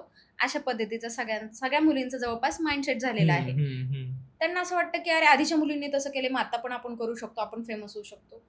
अरे त्यांनी केलं होतं, त्यांनी त्या गोष्टीचं खूप सहन केलं, त्यांना त्रास झाला, पण आता तुम्ही करताय. तर आत्ताचे जे जेनझी आहेत ना, जे मुलं आहेत, त्यांना असं वाटतं की हीच लावणी आहे. ती शोकांतिका आहे मोठी. येस, खूप मोठी. त्यांना असं वाटतं की आत्ताचे जे साडी घालतात ना मुली, ते घालून जे डान्स करतात म्हणजे ती लावणी आहे. आणि इंटरव्ह्यू घेणारे पण त्या व्यक्तींना म्हणतात की लावणी कलाकार. मला कधी कधी हसायला येतं. मी सुद्धा अजून पण शिकतेय त्या गोष्टी, कारण मलाही पूर्णपणे ते जमत नाहीये. बरोबर. पण ऍटलिस्ट मला एवढं माहिती आहे की लावणी काय आणि लावणी काय नाहीये. बरोबर. मी स्टेजवरती ज्यावेळेस लावणी परफॉर्म करते मी प्रॉपर लावणीच करणार. आणि ज्यावेळेस मी उडते गाणे आमच्या भाषेत असं म्हणलं जातं किंवा ट्रेंडिंग सॉन्ग जेव्हा मी घेते तेव्हा मी त्याच पद्धतीनं करणार आहे. बरोबर. पण आजकालचे जे जनरेशन तुम्हाला बघतीये, जी तुम्हाला डोक्यावर घेऊन नाचतीये, त्यांना ह्या दोघातला फरक कोण सांगणार आहे? एक्झॅक्टली. म्हणजे माझं असंच बोलणं झालं होतं. माझा एक मित्र आहे, किरण कोरे. खूप हा, सुंदर लावणी करतो किरण किरण. दादा. हो हो. आणि किरण आणि मी एका मूवीमध्ये पण काम केलं होतं माझ्या प्रोडक्शनच्या अंडर त्यांनी. त्यानंतर अजून एक मित्र आहे माझा, आशिष पाटील दादा. अरे, आशिष दादा आणि मी बरेच कामं केलं सोबत सो आणि आम्ही आशिष खूप दादा जिंकलो. ज्यावेळेस लावणीबद्दल हो सांगतो, हो तो तेच बोलतो, की ते जे करतात ते लावणी नाहीये. तुम्ही तसं प्रश्नच विचारू हा, नका. येस, त्यांना नाहीच विचारला पाहिजे. कारण स्वतः ते सांगतात की आम्ही लावणी कलाकार नाही आहेत. आणि तरी पण तुम्ही जर सारखं सारखं त्यांना तसं बोलत असाल तर आमच्या पुढच्या पिढीला तेच वाटणार आहे की आईला लावणी अशीच आहे, हम्म. याच पद्धतीने परफॉर्म केली जाते. मग त्यांना खऱ्या लावणीचा रस कधीच नाही वाटणार आणि त्यांचा इंटरेस्ट त्यातून ऑब्व्हियसली कमी झालेलाच आहे. बरोबर. असा विषय. मग अजून एक गोष्ट येते जी प्रामुख्याने मला तुला विचारू वाटते, की जसं तू आता पहिल्या तुझ्या ग्रुपमध्ये काम केलं, तर सुरुवातीला जर का पाहिलं एक काही 4-5 वर्ष झाली असतील आता त्या गोष्टीला, की गौतमीचे जे सुरुवातीचे जे डान्स होते त्याचे व्हिडिओज खूप व्हायरल गेले. हो ते बॉटल वगैरे घेऊन हो पाणी हो. टाकणं असेल किंवा काही अश्लील हरकतींचे डान्स असतील. हा. तर त्यावेळेस तिला ट्रोलिंग भरपूर झालं, न्यूजमध्ये ती आली, चर्चेत आली. तर त्यावेळेस तुम्ही दोघी एकत्रच होता का? त्यावेळेस पण तुम्ही सेपरेटच होता? तू त्या ग्रुपमध्ये नाही, होतीस का एकत्रच नव्हती? होतो आम्ही त्यावेळी. मग त्यावेळेस तुमच्या ग्रुपमध्ये म्हणजे कसं गौच्या असायचं चर्चा, की आता म्हणजे ही गोष्ट गौच्या थांबली पूर्ण पाहिजे का चालू राहिली पाहिजे? नाही नाही, विषय असा आहे की गौच्या पूर्ण ट्रोलिंगमध्ये किंवा जेही प्रॉब्लेम्स आले तिला आम्ही सगळे एकत्रच होतो त्यावेळी. अच्छा. पण तिची कधीच इच्छा नव्हती की असं झालं पाहिजे. हे तितकंच खरं आहे. हम्म, हम्म, हम्म, हम्म. ती जसं आधीपासून डान्स परफॉर्म करते ती तशाच पद्धतीने करत होती कायम. जसं तिला शिकवण्यात आलं किंवा लहानपणापासून ती पाहत होती त्या पद्धतीनेच तिने डान्स फॉर्म केला. तिचा एक स्वतःचा एक म्हणतो ना की स्वतःची एक टेस्ट असते बाबा. हम्म, हम्म, हम्म. तसं तो आपण म्हणू शकतो स्वतःची एक स्टाईल आहे तिची. तर त्या पद्धतीने ती करत होती. तर जेव्हा ह्या गोष्टी लोकांसमोर यायला लागल्या, कारण ज्यावेळेस तिने केलं होतं त्यावेळेस तेवढी सोशल मीडिया स्ट्रॉंग नव्हती. मग ते पहिलं सुरुवातीला कुठे ट्रॉली डान्स वरती व्हायचं का? येस. तर ते जुने व्हिडिओज परत परत ते पुढे यायला लागले जेव्हा जशी ती फेमस झाली. तेव्हा तिला माहित नव्हतं. ती बऱ्याच वेळा तिने सर्च केलं की डिलीट कसं करायचं, पण आम्हाला कोणालाच माहित नव्हतं त्यावेळी काहीच. राईट त्यावेळी राईट राईट. करायचं कसं हे. पण तो व्हिडिओ एकाकडे पण नाहीये ना, तो अख्ख्या कोल्हापूरमधून अख्ख्या महाराष्ट्रात पसरलेला आहे. बरोबर. तर मग कसं शक्य आहे, तो डिलीट करणार कसं? मग ती जाऊ दे सोड बाबा, जाऊ दे आता किती टेन्शन घेऊन, अशा पद्धतीत मग तो विषय सोडण्यात यायचा. पण परत समोर यायचं सगळं काही. पण तिची अशी कधीच इच्छा नव्हती की ह्या सगळ्या गोष्टी म्हणजे तिच्या बाहेर इंटेन्शनली यायला. नव्हतं ते असं काय? इंटेन्शनली काहीच नव्हतं कधी तिचं. ओके आताच्या मुली करतात तसं तिचं कधीच नव्हतं. ओके. मग आता ज्यावेळेस हिंदवी तुझ्याकडे आम्ही पाहतोय किंवा तुझ्याशी बोलल्यावर पण मला जाणवतंय, की तू कुठेतरी संस्कारांमध्ये लहानपणापासून ज्या वाढली ते तुझ्या बोलण्यात, तुझ्या वागण्यात दिसतात. जसं नावाला तुझ्या साजेसं तू वागते. तर ज्यावेळेस प्रश्न येतो देवाबद्दल किंवा स्पिरिच्युअलिटी, तर आता एवढं सगळं तुझं जग मोठं आहे, तुला सारखं सोशल मीडियावर ते फेमवाल्या वर्ल्डमध्ये जगावं लागतं. मग हे जगत असताना मेंटल स्ट्रेस पण भरपूर येतो माणसाला. फेम सगळ्यांनाच हवा असतं असं नाही. त्या फेमचा साईड इफेक्ट देखील आहे. प्रत्येकाला ज्याला फेम आहे त्यालाच तो माहित असतो साईड इफेक्ट काय आहेत त्याचे. बरोबर. मग ज्यावेळेस त्याचा एक ताण येतो मनावर, कुठेतरी स्ट्रेस येतो, आपण बऱ्याचदा ते व्यक्त नाही होत. मग अशा वेळी तुझ्यासाठी एक स्पिरिच्युअल मेडिटेशन किंवा तुझं स्पिरिच्युअल बिलीफ कोणत्या देवावरती जास्त आहे? मी असं नाही म्हणणार की माझं एकाच देवावरती मी बिलीव्ह करते किंवा की एकच प्लेस आहे असं काही नाहीये. मी कुठेही बसू देत आणि जर मी डोळे बंद करून मी जर असं मोस्टली मी स्पष्ट सांगते की मी खूप असं मला अस्वस्थ वाटत असेल किंवा मला आता असं वाटते की नाही मला काहीतरी निगेटिव्ह फील होत आहे, तर मी वणीला जाते. अच्छा. सप्तशृंगी मातेकडे. सप्तशृंगी मातेला जाते. ते माझं कुळदैवत आहे. लहानपणापासून तिथं जात आली आहे मी. आणि जर मी गावी गेले तर मी येरमाळ्याला जाते. अच्छा. यात्रा असेल तर मी खंडोबाला जाते, आपल्या जेजुरीत जाते. अच्छा, जेजुरीला हो, येते. कारण वणी आणि जेजुरीचा खंडोबा हे कुळदैवत आहेत घरात. मी जेजुरीचाच आहे. अच्छा, बरं. मी प्रॉपर जेजुरीचा आहे. ओके. तर मग तिथं जाते. आणि वणीला जर गेले तर मी त्र्यंबकला जाणार म्हणजे जाणार. अच्छा. मग तिथं गेल्यानंतर जेही मला शांतता मिळते ती मला म्हणजे माझं ठरलेलं आहे की दर महिन्याला मला तिथं जायचंच आहे. बरोबर. आणि मी आतून सांगते की मी महादेवांना खूप मानते, खूप मानते. म्हणजे असं वाटतं की हम्म. त्यांचं एकदा नाव घेतलं ना की मी अर्धी शांत तिथे होऊन जाते. मग माझा राग का असे ना, मग मी आताही बोलताना मी असं शिवर होते थोडीशी आतून, नाही का असं मी कापल्यासारखं होतंय. तर जाणवतंय मला ते. तर मग मी शांत होते थोडीफार, हम्म. की आहेत ते सोबत आहेत आणि मला प्रत्येक प्रॉब्लेमला फेस करायला ताकद मिळते त्या गोष्टींतून. ओके. मग आता ज्यावेळेस तू सांगितलं मला, की तू वणीच्या देवीला जाते, जेजुरीच्या खंडोबालाही येतेस तू. तुला असा काही अनुभव आलाय का, की जेजुरीच्या खंडोबाला आली आहेस किंवा वणीच्या देवीला गेली आहेस, तर तुला सांगू इच्छिते तू इथे, की काही म्हणजे तुझ्या लाईफमध्ये चेंज झाला असेल किंवा तू कुठेतरी नैराश्यात असशील आणि तू तिथं आल्यावर काहीतरी बदललं अचानक 360 डिग्री तुझी लाईफ. असं काही एक्सपिरियन्स आहे का? लहानपणापासून ना मला खूप वेगवेगळे अनुभव आलेले आहेत. खूप वेगवेगळे म्हणजे मी बँगलोरला सर्व्हिसला होते त्यावेळेस माझा ॲक्सिडेंट झाला. म्हणजे स्विफ्ट डिझायरनी मला, म्हणजे मी पूर्ण गाडी खाली होते. माझा बापरे! राईट लेग जो आहे तो माझा डॅमेज आहे. हे बऱ्याच लोकांना माहीत नाही आहे आणि तरीही मी स्टेजवरती परफॉर्म करते. हे माझ्या सूत्रांनी पण मला सांगितलं नव्हतं. सो तर मग असं होतं की ज्यावेळी मी वणीला गेले हं. त्यावेळेस मी भांडत होते देवी माईशी की की का एवढं सगळं, हं, हं, हं. की जर मला माहिती की माझ्यावर माझी फॅमिली आहे अवलंबून आहे बऱ्याच गोष्टींमुळे, तर मग ह्या गोष्टी का. ॲक्सिडेंट झाला तेव्हा माझं हे डोक्यात नव्हतं की मला मला माझं काय होईल, माझ्या डोक्यात हे होतं की माझ्या फॅमिलीचं काय होईल. राइट. ठीक आहे, तर मग ह्या गोष्टी का देतेस. एकतर हं. द्यायचंय तर मग एवढाही त्रास नको की मी सामोरं नाही जाऊ शकणार, की मी थकून जाईल ह्या हं, गोष्टी. हं, हं, हं, हं. मी आतापर्यंत कधीच देवापुढे काहीच मागितलं नाही. मी फक्त एवढंच म्हणते, की मला एवढी ताकद दे, की जिथं माझी चूक नाहीये, तिथं मी बिनधास्तपणे भिडू शकेन. तेवढं मला स्ट्राँग बनव. हं, हं, हं. कारण रोजच्या आयुष्यात जर तुमच्या अडचणीच नसतील, तर तुमचा अनुभव तुम्हाला स्ट्राँग कसा बनवणार आहे? राइट. किंवा आतून आपण स्ट्राँग कसे होणार आहेत? ह्या नक्कीच. मतांची मी किंवा ह्या विचारांची.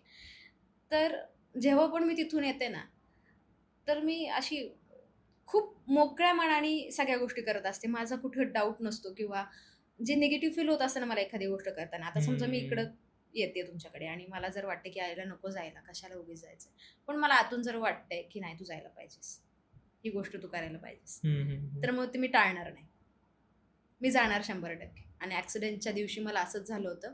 माझं मन म्हणत होतं, "तू बाहेर जाऊ नको." कारण ऑफिसला सुट्टी होती आणि डोकं म्हणत होतं, "चल." इंट्युशन येते म्हणजे येस. आधीपासून. मला ते जाणवतंच. नाही माहिती कसं काय, बहुतेक तिचीच कृपा असावी. आज काय जाणवलं मग पॉडकास्टला येताना? तुम्हाला आठवतं आपलं काल बोलणं झालं, हो. बरोबर? एकदम स्पॉन्टेनियस होतं म्हणजे हां. आज शूट करणं. आपली आणि तारीख वेगळीच होती. वेगळीच होती तारीख. आता मला हे माहीत, म्हणजे तुम्ही जसं मला म्हटले, की आपण भेटायचं का ह्या-ह्या तारखेला. मग मी 1 सेकंद गॅप घेतला ना, त्यावेळेस डायरेक्ट माझं मन म्हटलं, की उद्याच कर. हं. म्हणून मी तुम्हाला म्हटलं, "उद्या करूया?" कारण मी नाहीये परत. बरोबर. जे माझं अंतर्मन म्हणतं ते मी करते म्हणजे करतेच. मग मी ते सुट्टीच नाही देत त्या गोष्टीला. मी पण मग त्या गोष्टीला खूप रिस्पेक्ट केला. म्हणलं ठीक आहे अरे, लक्ष्मी येतीये थँक तर यू, नाही थँक यू. म्हणायला नको. Thank you. लक्ष्मीचा दर्जा दिल्याबद्दल आणखीन थँक यू. हे प्रत्येक स्त्री लक्ष्मी आहे. तसंच ट्रीट केलं हो, पाहिजे पण प्रत्येक स्त्रीला.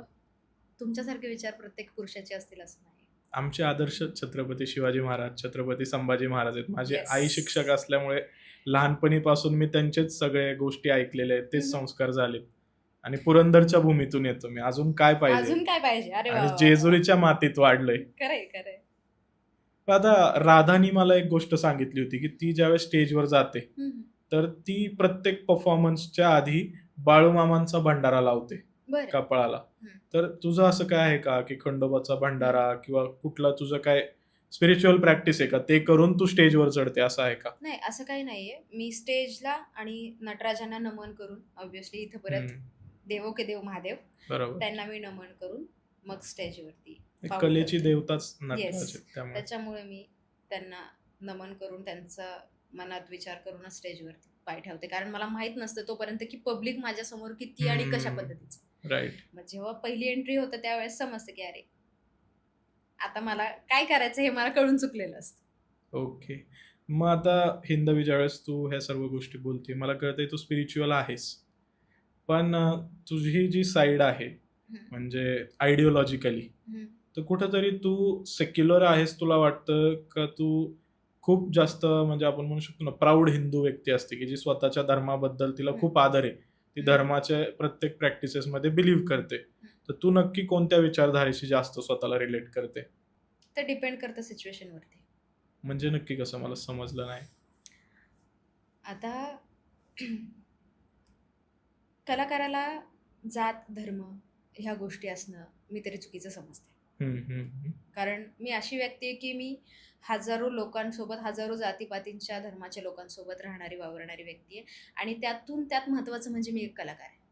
राईट. बरोबर. उद्या चालून जर मला एका विशिष्ट जातीबद्दल आणि जातीच्या विषयावरती जर मूवी करायचा असेल आणि मग मी मनातून हिंदूवादी आहे, तर मग कुठेतरी माझं मन त्या गोष्टीला परमिशन नाही देत, बरोबर.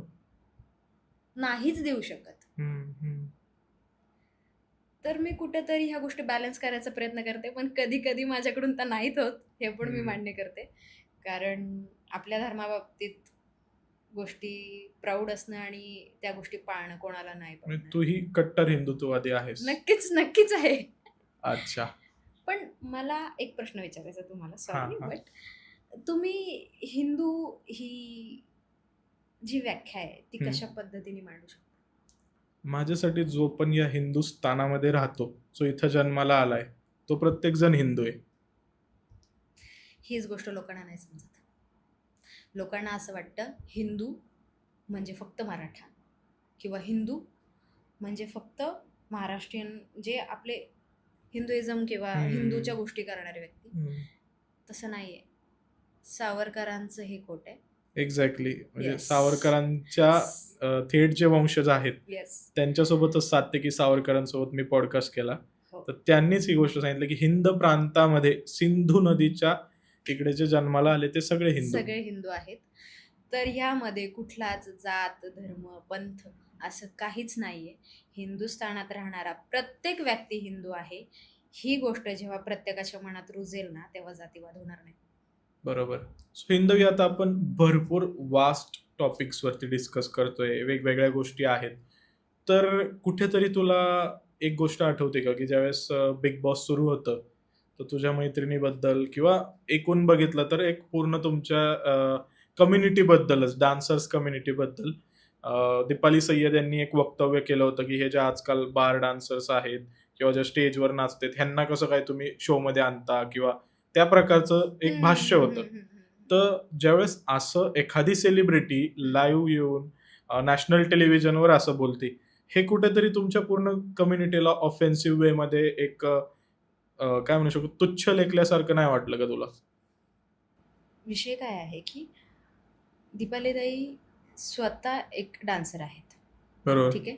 त्यांनी लावणी जपली आहे, बरेच वर्ष झाले ह्या फील्डमध्ये ते काम करतात, किंवा ह्या फील्ड माध्यमातून त्यांनी बरेच कामं केलेली आहेत. तर आत्ता जेव्हा ही सिनियर सगळी जी आहेत आमची, स्टेजवरती परफॉर्म करणाऱ्या मुलींना ते जेव्हा असं पाहतात, ड्रेसिंग पाहतात, आजकाल डीपनेकचा ब्लाऊज आहे, बेंबीच्या खालपर्यंत पार त्या माथ्यापर्यंत साडी असते, किंवा घागरे असतात, नऊवारी ड्रेप करायची पण त्या वेगळ्या पद्धतीची ड्रेप करायची.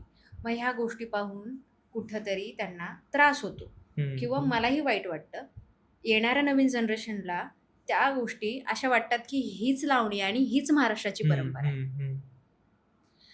तर दीपालीताईंनी असं बोललं होतं की असं वाटतं की बार डान्सर स्टेजवरती येऊन नाचतात. मग तुम्ही ड्रेसिंगच त्या पद्धतीने करतायत ना.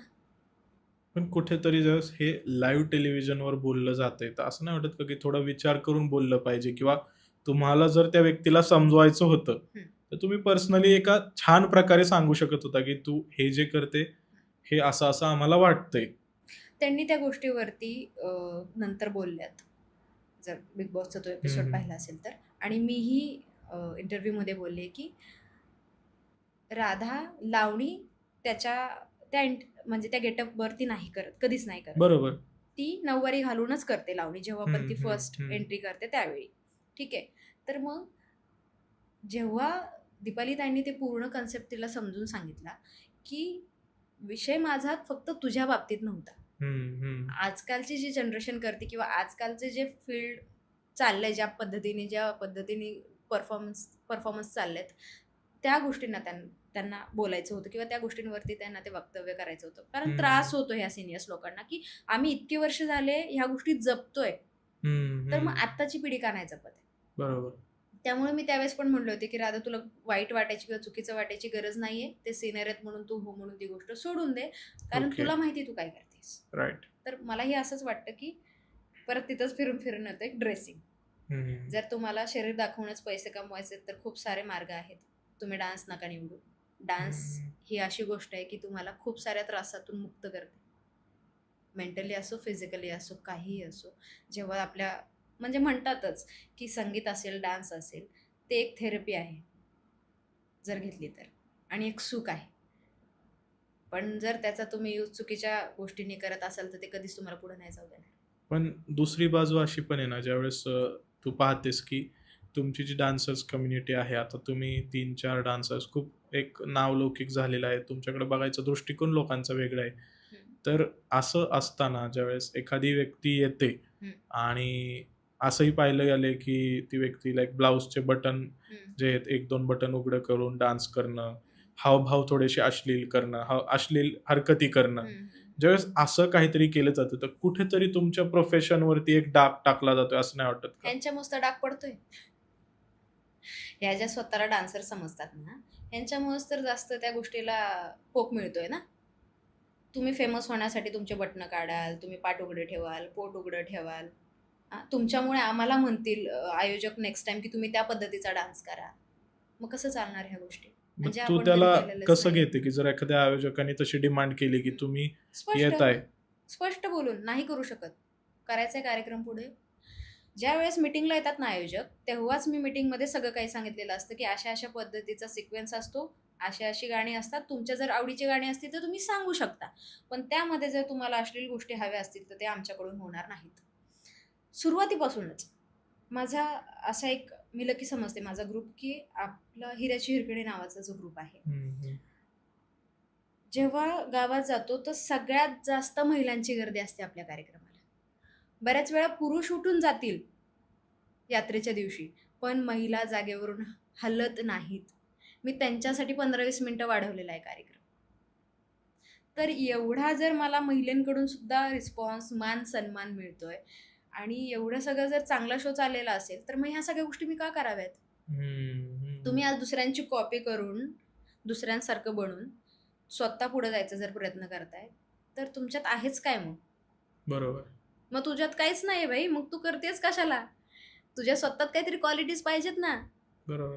ज्या आधीच्या व्यक्तीने ज्या गोष्टी केल्यात त्या सुधारल्यात आणि आता जर तू सगळ्या ह्या गोष्टी करत असशील आणि तुला जर ह्यातून पुढे जायचं असेल, तर तू कुठल्या पद्धतीने फेम मिळवतेस?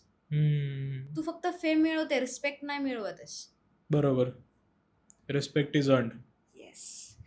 रिस्पेक्ट अर्न करायला तुम्हाला किती त्रास होतो ना, जेव्हा तुम्ही त्या मागे पळाल तेव्हा तुम्हाला कळणार आहे. आता तुम्ही फेमस होण्यासाठी सगळं कराल, तुम्हाला खूप भारी वाटेल, अरे माझं एवढे फॉलोअर्स झाले, माझे एवढे व्हिडिओ व्हायरल झाली आहे. पण जेव्हा तुम्ही वॉश आउट कराल ना, तेव्हा सगळ्यात जास्त त्रास तुम्हाला होणार. राईट. आता तू इतकं सर्व बोलतीये, या सर्व गोष्टींवर बोलताना मलाही तुझ्यासोबत छान वाटतंय. पण अशी एक गोष्ट आता मला तुला विचारायची आहे, की ती माझ्या पण जिव्हाळ्याची गोष्ट आहे. मगाशी आपण हलकं बोललो त्यावरती, की छत्रपती शिवाजी महाराज हे तुझ्यासाठी काय आहेत? बापरे. हा. काय सांगू आणि कुठून सांगू असं होतं. महाराजांबद्दल बोलायला तेवढं कमी वाटतं खरं तर. पण कधी कधी असं वाटतं ना, की मी जर त्यांच्या काळात असले असते, तर त्यांच्यासोबत युद्धात म्हणा किंवा त्यांच्या अष्टप्रधान जे मंडळ होतं त्याच्यात म्हणा, कुठेतरी मी जर असते, तर मी स्वतःला किती भाग्यशाली समजलं असतं, जे मी आत्ताही समजते महाराष्ट्रात राहून. बरोबर. तर कधी असं इमॅजिनेशनमध्ये जाते मी, नाही का, की जेव्हा पण मी वर्कआउट वगैरे करते, तर मी महाराजांची एक प्लेलिस्ट आहे ती लावलेली असते. पावनखिंडची प्लेलिस्ट मी लावलेली असते. तर तेव्हा असं भरून आलेलं असतं, की आपण ऐकताना आपल्याला एवढं हे होते, की महाराज कसे असतील ते डोळ्यासमोर उभे राहते, प्रतिमा पूर्ण उभी राहते. तर मग आपण समोर त्यांच्यासोबत असलो असतो तर? मी अशी मुलगी की मी स्टोरीमध्ये गुंतून जाते. हम्म. ते मी जगते. महाराज माझ्यासाठी खूप खूप महत्वाचे आहेत, कारण त्यांनी दिलेली जी शिकवण आहे, त्यांचे जे विचार आहेत, किंवा त्यांची जी रिस्पेक्ट करण्याची जी पद्धत होती सगळ्यांबाबतीतच, मग ते पुरुष असतील, महिला असतील, किंवा कुठल्याही जाती धर्माचा व्यक्ती असेल, त्यांनी सगळ्यांना घेऊन स्वराज्य उभं केलंय. जसं आता 6 तारखेला अभिषेक सोहळा आहे. बरोबर. तर मग ह्या गोष्टी जर मला अनुभवायला भेटल्या असत्या तर मला असं वाटतं की माझं खरंच खूप नशीब असलं असतं. पण मी कुठेतरी कनेक्ट आहे, कारण माझं नाव हिंदवी आहे परत एकदा, त्यामुळे मी स्वतःला खूप लकी समजते. नक्कीच. पण आता हे सर्व आहे, आपण या मातीत जन्माला आलो याचा आपल्याला गर्व आहे, स्वाभिमान आहे आपला. ह्या सगळ्या गोष्टी ज्यावेळेस तू पुढे नेते, तुझं एक नाव बनवलं. आज आम्हाला दिसतंय की जी हिंदवी एक डान्स परफॉर्मर म्हणून आली करिअर चेंज करून, ती आता ॲक्ट्रेस झाली आहे. कुठेतरी ॲक्टिंग फील्डकडे देखील ती वळली आहे. आणि कमी लोकांना माहिती आहे की तू कुठेतरी करंडक पण केलेले आहेत, तू नाटक देखील केलेले आहे ऑलरेडी. तर त्या साईडबद्दल मला थोडं ऐकायला आवडेल तुझ्या, की हिंदवी ॲज अॅन ॲक्टर कशी ती जर्नी चालू झाली नाटकांपासून आणि आज मोठ्या पडद्यापर्यंत तू तुझी पोहोचलेली आहेस. तर ती जर्नी थोडीशी सांग. बराच मोठा अभ्यास आहे असं नाही वाटत आहे? मी भरपूर केलाय, फक्त थोडासाच वेळ असल्यामुळे जास्त नाही सांगू शकत. बर, आता कॉलेजमध्ये असताना युवा महोत्सव पासून सुरुवात झाली, त्यानंतर इंद्रधनुष्य, मग त्यावेळेस एकपात्री असेल किंवा बरेच ड्रामा असतात युवा महोत्सवला सुद्धा. तर त्यातून खरं तर माझ्या नाटकांची सुरुवात झाली. अमर देवकर सर म्हणून होते, त्यांच्याकडून बऱ्याच गोष्टी शिकायला मिळाल्या. अच्छा. एकांकिका असेल, तर पात्र जगायचे कसे हे तिथून सुरुवात झाली आणि तिथून शिकायला मिळालं. Okay. As a item girl म्हणून मला कधीच राहायचं नव्हतं, मी राहणारही नाही. मी बरीच गाणी मी काय म्हणतात तर रिजेक्ट केले ह्याच गोष्टींमुळे, की मला ते बनून नाही राहायचं.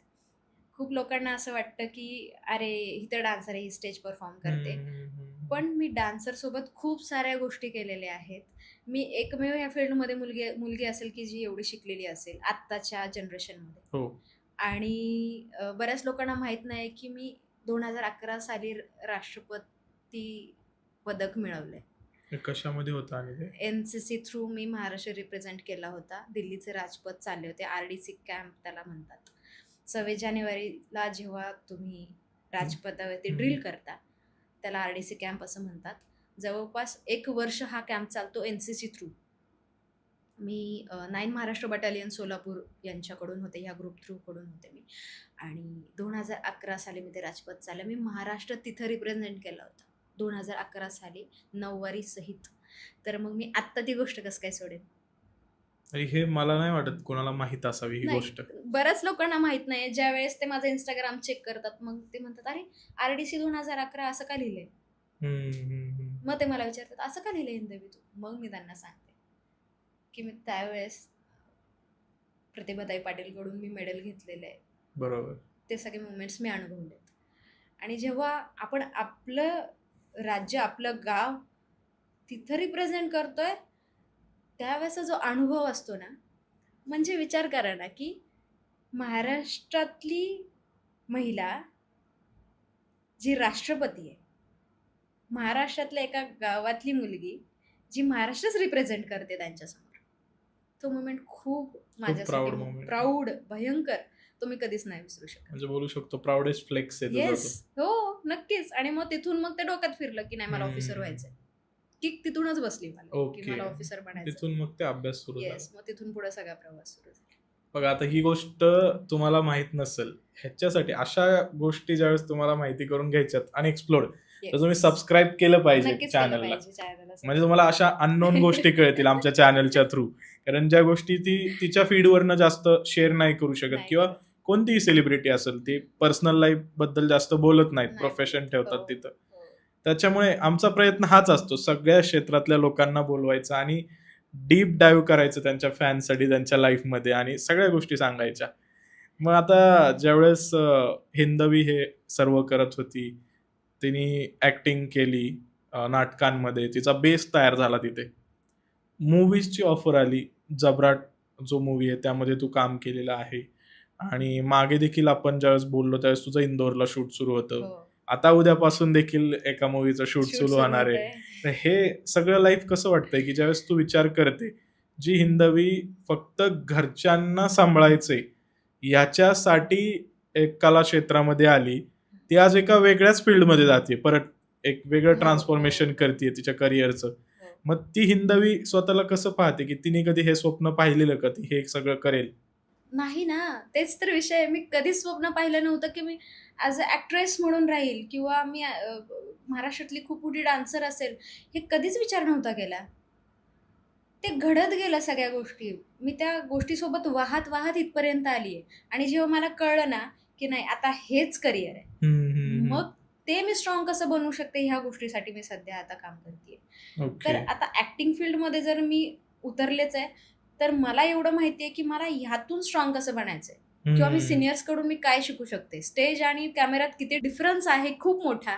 ही गोष्ट बरोबर. जेव्हा आपण ॲक्टिंग करतो तेव्हा कळते. त्यावेळेस समजून येतं. म्हणजे हो. मी समजू शकतो ती गोष्ट. हां. मी स्वतः ॲक्ट केलेलं आहे. त्याच्यामुळे ना मी स्वतःला खूप लकी समजते, की मी खूप मोठ्या लोकांसोबत थोड्याच वेळात काम करायला मला मिळालं. तुम्हाला पुढे हळू सगळ्या मूव्हीजमध्ये कळणारच आहे. काही आणि हिंट देऊ शकते का आमच्या पॉडकास्टमध्ये लोकांना? नाही, कधी ते काय बघायला मिळेल? गुलदस्त्यातच असेल. मूव्ही आल्यानंतर येईन ना मी.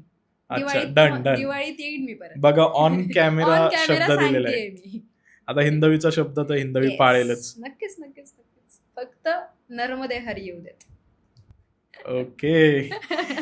तर आता तिची ही जर्नी आपण डिस्कस केली. मग हिंदवी थोडंसं आता मला लाईटर नोटवरती न्यावं वाटतं हे कॉन्व्हर्सेशन, कारण आपण खूप डीप खूप गोष्ट deep चाललोय, बोललोय. खूप deep चाललोय. थोडंसं आता हलकं करूया Yes. वातावरण. तर मी तुला काही गोष्टी विचारेल हं. ज्याची तू थोडंसं डिस्क्रिप्टिव्ह माहिती देऊ शकते Okay. किंवा तुझ्या आवडी विचारेल त्याबद्दल Okay. थोडं बोलू शकते, जे तुझ्या बरं. फॅन्सला आवडेल ऐकायला. हं. तर हिंदवीची अशी कुठली सवय आहे जी हिंदवीला बदलू वाटते? बदलायची आहे हां, सवय? हां. ह्या गोष्टीवरती कधी विचारच म्हणजे नाही असं केला. असतं ना, की आपली आई म्हणते, की हे हां. बदल नाहीतर नंतर त्रास होईल हां. किंवा अशी एखादी सवय असते, एखाद्याला खूप जास्त झोप असते. हां. तर असं काय सवय आहे जी तुला वाटते, की यार ही बदलली पाहिजे, मी पण इझिली सुटत नाहीये? खूप लोकांवरती ट्रस्ट ठेवते. ही गोष्ट हं. मला बदलायची आहे. की मी समोरच्या व्यक्तीला म्हणजे तो दुश्मन जरी असला, तर तो जर अडचणीत असेल, तर मी माझं सगळं सोडून त्याच्यासाठी पळेन. ओके, ही सवय मला बदलायची.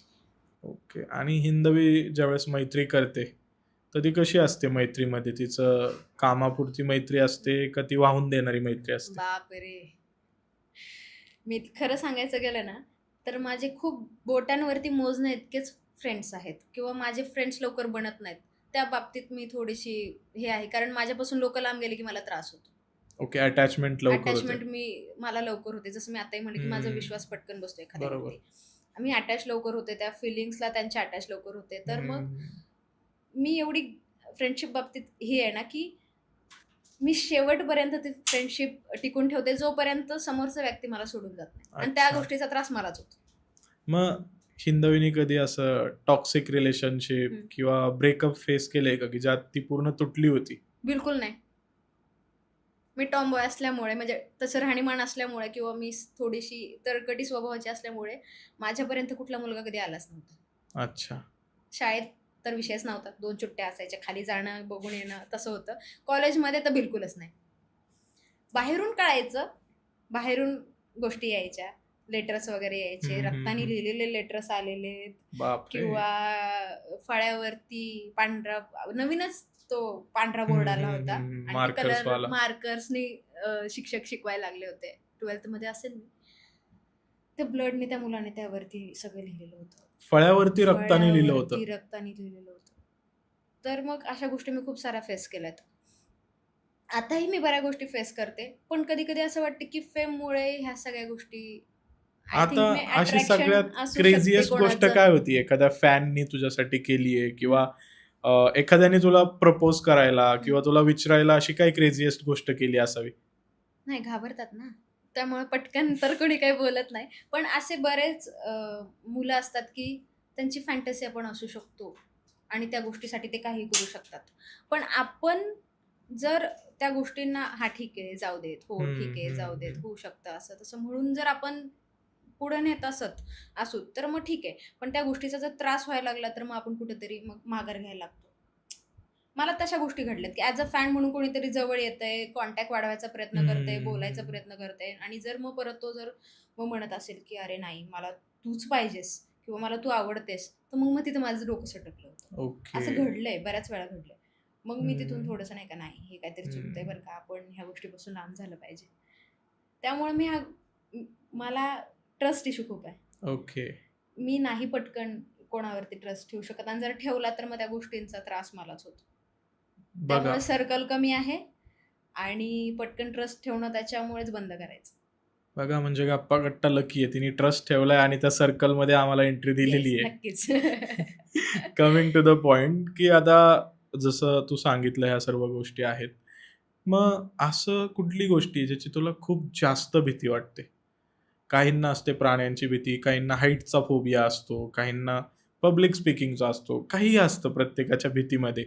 काहींना पाण्याच्या भीती, पाण्याचं असं दिसलं काय मोठा स्रोत त्याची भीती वाटते.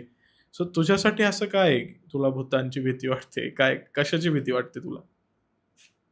मला भीती म्हणजे असं भूतांची भीती मला पहिली गोष्ट वाटतच नाही, कारण त्या गोष्टी मी कधी अनुभवल्या नाहीत. ओके. त्याच्यामुळे मी निगेटिव्ह एनर्जी पॉझिटिव्ह एनर्जी मी मान्य करू शकते, बट भूत वगैरे ह्या गोष्टी मी मान्य नाही करत किंवा अंधश्रद्धेत माझा विश्वास नाही. दुसरी गोष्ट, पाण्याची भीती नव्हती, पण माझ्या म्हणजे माझी आई सांगत होती की पाण्यापासून लांब राहायचं वगैरे, पण मी स्विमिंग शिकले. ओके. मूवीसाठी मी स्विमिंग शिकले, ते पण सांगते. आत्ता जे आता जे शूट केलं मी, ओके. तर मग उज्जैनला, तर मी त्याच्यासाठी स्विमिंग शिकले. तर मग आता मला त्याच्याही गोष्टीचं काही वाटत नाही. मी म्हणजे हॉर्स रायडिंग सुद्धा शिकले, का तर मला शिकायचंच होतं. मला ना असं वाटतं की ज्या गोष्टी असं वाटतात ना की नाही करायला पाहिजे, ते कधीतरी एकदा ट्राय करून पाहायला हवं. पण मला भीती कुठल्या गोष्टीची वाटते ना, तेव्हा असं मला फील होतं की मला माझ्या फॅमिलीपासून लांब जायची खूप भीती आहे. मला माझ्या जवळ सगळ्यात जास्त माझी फॅमिली आहे. जर रात्री फोन सायलेंट केलेला असेल आणि घरच्यांचा जर फोन येऊन गेलेला असेल भावाचा किंवा कोणाचा, तर मग माझी धडधड होते की अरे काय झालं असेल, काय नसेल झालं. मग मी फोन लावणार कंटिन्यू किंवा माझ्या डोक्यात विचार फिरणार. मला त्या गोष्टीची भीती आहे. मी माझ्या फॅमिलीतला कुठलाच व्यक्ती माझ्यापासून मला दूर नाही करायचा. अच्छा. मग हे सर्व ज्यावेळेस तू सांगते, तुझे इमोशन्स, तुझे अटॅचमेंट किती आहे ते मला समजून येतंय. पण जर सपोज तुला एक एक्झाम्पल दिलं, 2 गोष्टी आहेत, त्यातनं एक गोष्ट चूज करायची आणि दोन्ही व्यक्ती तुझ्या खूप जवळचे आहेत. एक आहे की जे तुझं प्रेम आहे आणि एक आहे जे तुझं बेस्ट फ्रेंड आहे. मग ती मुलगी असेल, मुलगा असेल, कुणीही असेल, इररिस्पेक्टिव्ह ऑफ जेंडर. मग प्रेम का मैत्री, काय चूज करशील? माझ्या बेस्ट फ्रेंडनेच मला सोडलं बायकोसाठी. हे शॉकिंग आहे थोडं. माझा मित्र लहानपणापासूनचा चड्डीबडी, ठीक आहे. तर त्याचं आता गेल्या वर्षीच लग्न झालं. त्याच्या लग्नातल्या दिवसापासून मी लग्न जसं लावलं, त्याला घरी सोडलं, तेव्हापासून ते आत्तापर्यंत मी त्याच्याशी बोललेले नाही. विषय असा असतो की प्रत्येकाच्या लाईफमध्ये, जसं आत्ता तुम्ही बोललात, चुजिंग पॉईंट येतो. कधीतरी तुम्हाला त्या गोष्टीला किंवा व्यक्तीला चूज करावं लागतं किंवा ती व्यक्ती किंवा ती गोष्ट तुम्हाला चूज करते. बरोबर. तर त्यांनी 14-15 वर्षाची फ्रेंडशिप ठुकरून तो पूर्णपणे त्याच्या वाईफचा झाला. मी खुश आहे त्या बाबतीत. पण तुम्हाला चूज करून ठेवलंस ना इतके वर्ष, इतक्या वर्षाची प्रायोरिटी असते इतक्या वर्षाच्या मैत्रीचं काय? आणि म्हणजे मला ह्या गोष्टीचं कायम आयुष्यभर आता हे डोक्यात राहील ना माझ्या, की आपण इतके वर्ष झाले रे सोबत आहेत, आपण सोबत जवळपास कितीतरी उन्हाळे पावसाळे पाहिलेत, सगळ्या गोष्टीत आपण सोबत होतो आणि अशी गोष्ट घडतीये. आणि जर मला असं जर निवडायचं जर आलं की एकतर प्रेम तरी नाही तर फॅमिली तरी, फॅमिली किंवा मैत्री. फॅमिलीला तर मी स्पष्टपणे सांगेन की तुम्ही दोघं आधी बसून बोलून घ्या, तुमचं मत जमते नाही जमते ते मला सांगा, मग मी पुढचा निर्णय. आणि जर मैत्रीत आणि प्रेमात जर मला निवडायचं असेल तरी मी तेच करणार आहे. माझ्या बेस्ट फ्रेंडला जर असला असता तर त्याला मी म्हटलं असतं, बाबा तू बोलून घे, तुला काय वाटतं, तू माझ्या सगळ्या गोष्टी त्याला सांग, कारण लहानपणापासून आपण सोबत. बरोबर. माझ्यापेक्षा तू जास्त मला ओळखत असशील बरोबर, अगदीच. कुठेतरी. तर मग त्या गोष्टींनी त्या दोघांना एकत्र मी बसवून बोलायला लावलं असतं आणि मग आम्ही तिघं एकत्र राहिलो असतो. पण त्यांनी तसं नाही केलं ना. त्याने तिघांना मला माझ्या जागेवर ठेवायला पाहिजे होतं. हम्म. त्याच्या वाईफला तिच्या जागेवर ठेवायला पाहिजे होतं. पण ते तसं नाही झालं. एक सांगू का मी? गर्लफ्रेंड बॉयफ्रेंडचं नातं तुटलं, ब्रेकअप झालं, तर ती गोष्ट खूप वेगळी आहे. आपण मूव्ह ऑन कधीतरी होऊ शकतो. हा, 1 वर्ष, मला असं 2 वर्ष, वाटतं. 3 वर्ष जातील. येस. पण बेस्ट फ्रेंड सोबतचं मूव्ह ऑन होणं सगळ्यात जास्त कठीण आहे. खूप पेनफुल आहे. आणि माझ्याजवळ माझे असे 2च बेस्टी होते. एक हम्म. ज्याचं लग्न झालं आणि एक जी सोलापूरमध्ये आता एक हम्म. मोठी ऑफिसर आहे, छान, माझी ओके. वर्ग मैत्रीण आहे. हम्म, हम्म, हम्म. तीही आज 6 महिने झालं माझ्याशी बोलत नाही. आणि ओके. इव्हन मी तिला पुण्यामध्ये कॅफेमध्ये पाहिलंय, माझ्या समोर पाहिलंय मी तिला. आणि मी तिला मेसेज करते नाही का, तू आली होतीस का ग पुण्यात? ती म्हणती, तुला नेमकं विचारायचं काय? मी म्हटलं, तू आली होतीस का पुण्यामध्ये? आली होती, मला सांगितलं का नाही मग? तर म्हणली, तुला जर मी दिसले होते तर मग तू येऊन बोलायचंच ना मला. म्हटलं, तू तुझ्या प्लेसला होतीस ना, तू तुझं बरोबर. काम करत होतीस. मी तिथं तुला डिस्टर्ब नाही करू शकत. एक्झॅक्टली. पर्सनल स्पेस नाही हा, इन्व्हाइट करू मग त्या शकत आपण दिवशीपासून कोणाची. ते लास्ट बोलणं आमचं 6 महिन्यापूर्वी. त्यानंतर अजून सुद्धा तिने मला त्या गोष्टीचं उत्तर नाही दिलेलं. तर मग नाही कनेक्ट व्हायचंय मला कोणाशी. मला नाही कनेक्ट व्हायचंय. मग ते मी पण तुटले तसाच की आहे. मग मला त्रास होतो. मग त्यापेक्षा कनेक्टच नाही व्हायचं. मी अटॅचमेंट पेक्षा आता डिटॅचमेंट जास्त प्रॅक्टिस करतो. येस. आणि ते करणं आपल्याला आता सध्या गरजेचं आहे. गरजेचं आहे, कारण आता मी पाहिलं की ज्यावेळेस चॅनल सुरू केला, हम्म. कोणी नव्हतं ओळख सांगत. कोणी जे ओळखीचे होते ते सुद्धा कधी शेअर नव्हते करत. कुठली गोष्ट आपण शेअर केली की यार स्टेटस ठेव, आपण असं हो, नवीन नवीन असल्यावर सांगतो ना म्हणतो ना आपण. की यार शेअर हो, कर share तुझ्या कर नातेवाईकांना तुझ्या. वगैरे. हो. कोणी नाही.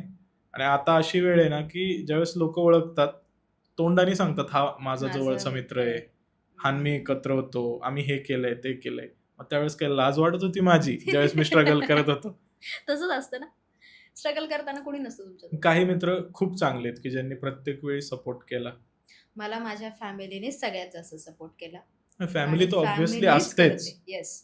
आणि काही लोक असतील पण त्यांच्या वेळेनुसार ते चेंज होतात. त्यामुळे मी आता त्या अगदीच. गोष्टीचा विचार नाही करत. ठीक आहे, त्याची वेळ होती तेव्हा तो व्यक्ती माझ्यासोबत चांगला होता. त्याची वेळ आता चेंज झाली असेल बहुतेक, त्याचे नीड्स चेंज झाले असतील, दॅट्स वाय तो चेंज झाला. होऊ शकतो. हा, त्यामुळे मी आता तो असा विचार करून डिलीट, बरोबर. Shift delete direct. मग आता ह्या सर्व गोष्टींमुळे थोडं वातावरण गरमागरमी झाली, पण आता आपण थोडं अजून थंड करूया. आता उन्हाळ्याचा मोसम आहे, थोड्या दिवसात पावसाळा देखील येतोय. तसं तर मोसम राहिलाच नाही, सगळं सेमच झालंय आता. हो. बट स्टील आपण म्हणायचं म्हणलं तर तुझ्या आवडतीची गोष्ट काय? आमरस का आईस्क्रीम? आणि एका दगडावर पाय द्यायचा आहे. बापरे, एकाच दगडावरती. असं उन्हाळा पावसाळा नाही करू शकत का? नाही म्हणजे नाही उन्हाळ्यातले हे, पावसाळ्यातले हे नाही असं नाही नाही. नाही नाही आमचे नियम स्ट्रिक्ट असतात. पावसात उभं राहून टिनटिनवाली कुल्फी खाणं. अरे वा, बचपन की यादें. बापरे, म्हणजे मागं लागायचं मम्मीला. 1 रुपयाला ना ती मटक्यातली नाही का टिनटिनवाला तो माहिती बाबा माहिती. यायचा आणि मग ते काढणार, हा, ते काढणार, पूर्ण मग ते हे असं असं असं करून करणार. काढून हा, देणार. आणि ती हे मलाई- फक्त 90s किड्सला माहित असणार ही Yes, गोष्ट. बाकी कोणाला नाही. आताच्या आता kids तुम्ही ला डायरेक्ट अनुभवायला पेपर नाही मध्ये मिळणार. गुंडाळलेली कुल्फी खाता. हा, किती दिवस ठेवलेली. आम्हाला 2 दिवसाच्या आतच ते खाऊन रिकामी व्हायचो आम्ही. आपल्या वेळेस ते जी बनवायची कुल्फी, ते लाल फडकं लावून येणार हो, आणि सायकलवर. रोजचं असायचं त्यांचं. ते रोजचं रोज बनवून घ्यायचे की आजचं एवढं आहे, आपलं एवढं जाणार आहे, तेवढंच बनवायचे ते. पण आज तसं नाही. अनाउन्समेंट भारी असायची, गारीगार गारीगार. गारीगार. भारी असायचं. भारी होता आपला टाइम, खरंच भारी होता. खूप मस्त, खूप मस्त. तू ज्यावेळेस सिरियल्स वगैरे लहानपणी पाहिलं असेल टीव्ही वगैरे वरती नवीन नवीन, तर तू काही शकलाका बुम बुम किंवा कार्टून वगैरे असं पाहिलंय का? मी अजून पण कार्टूनच पाहते.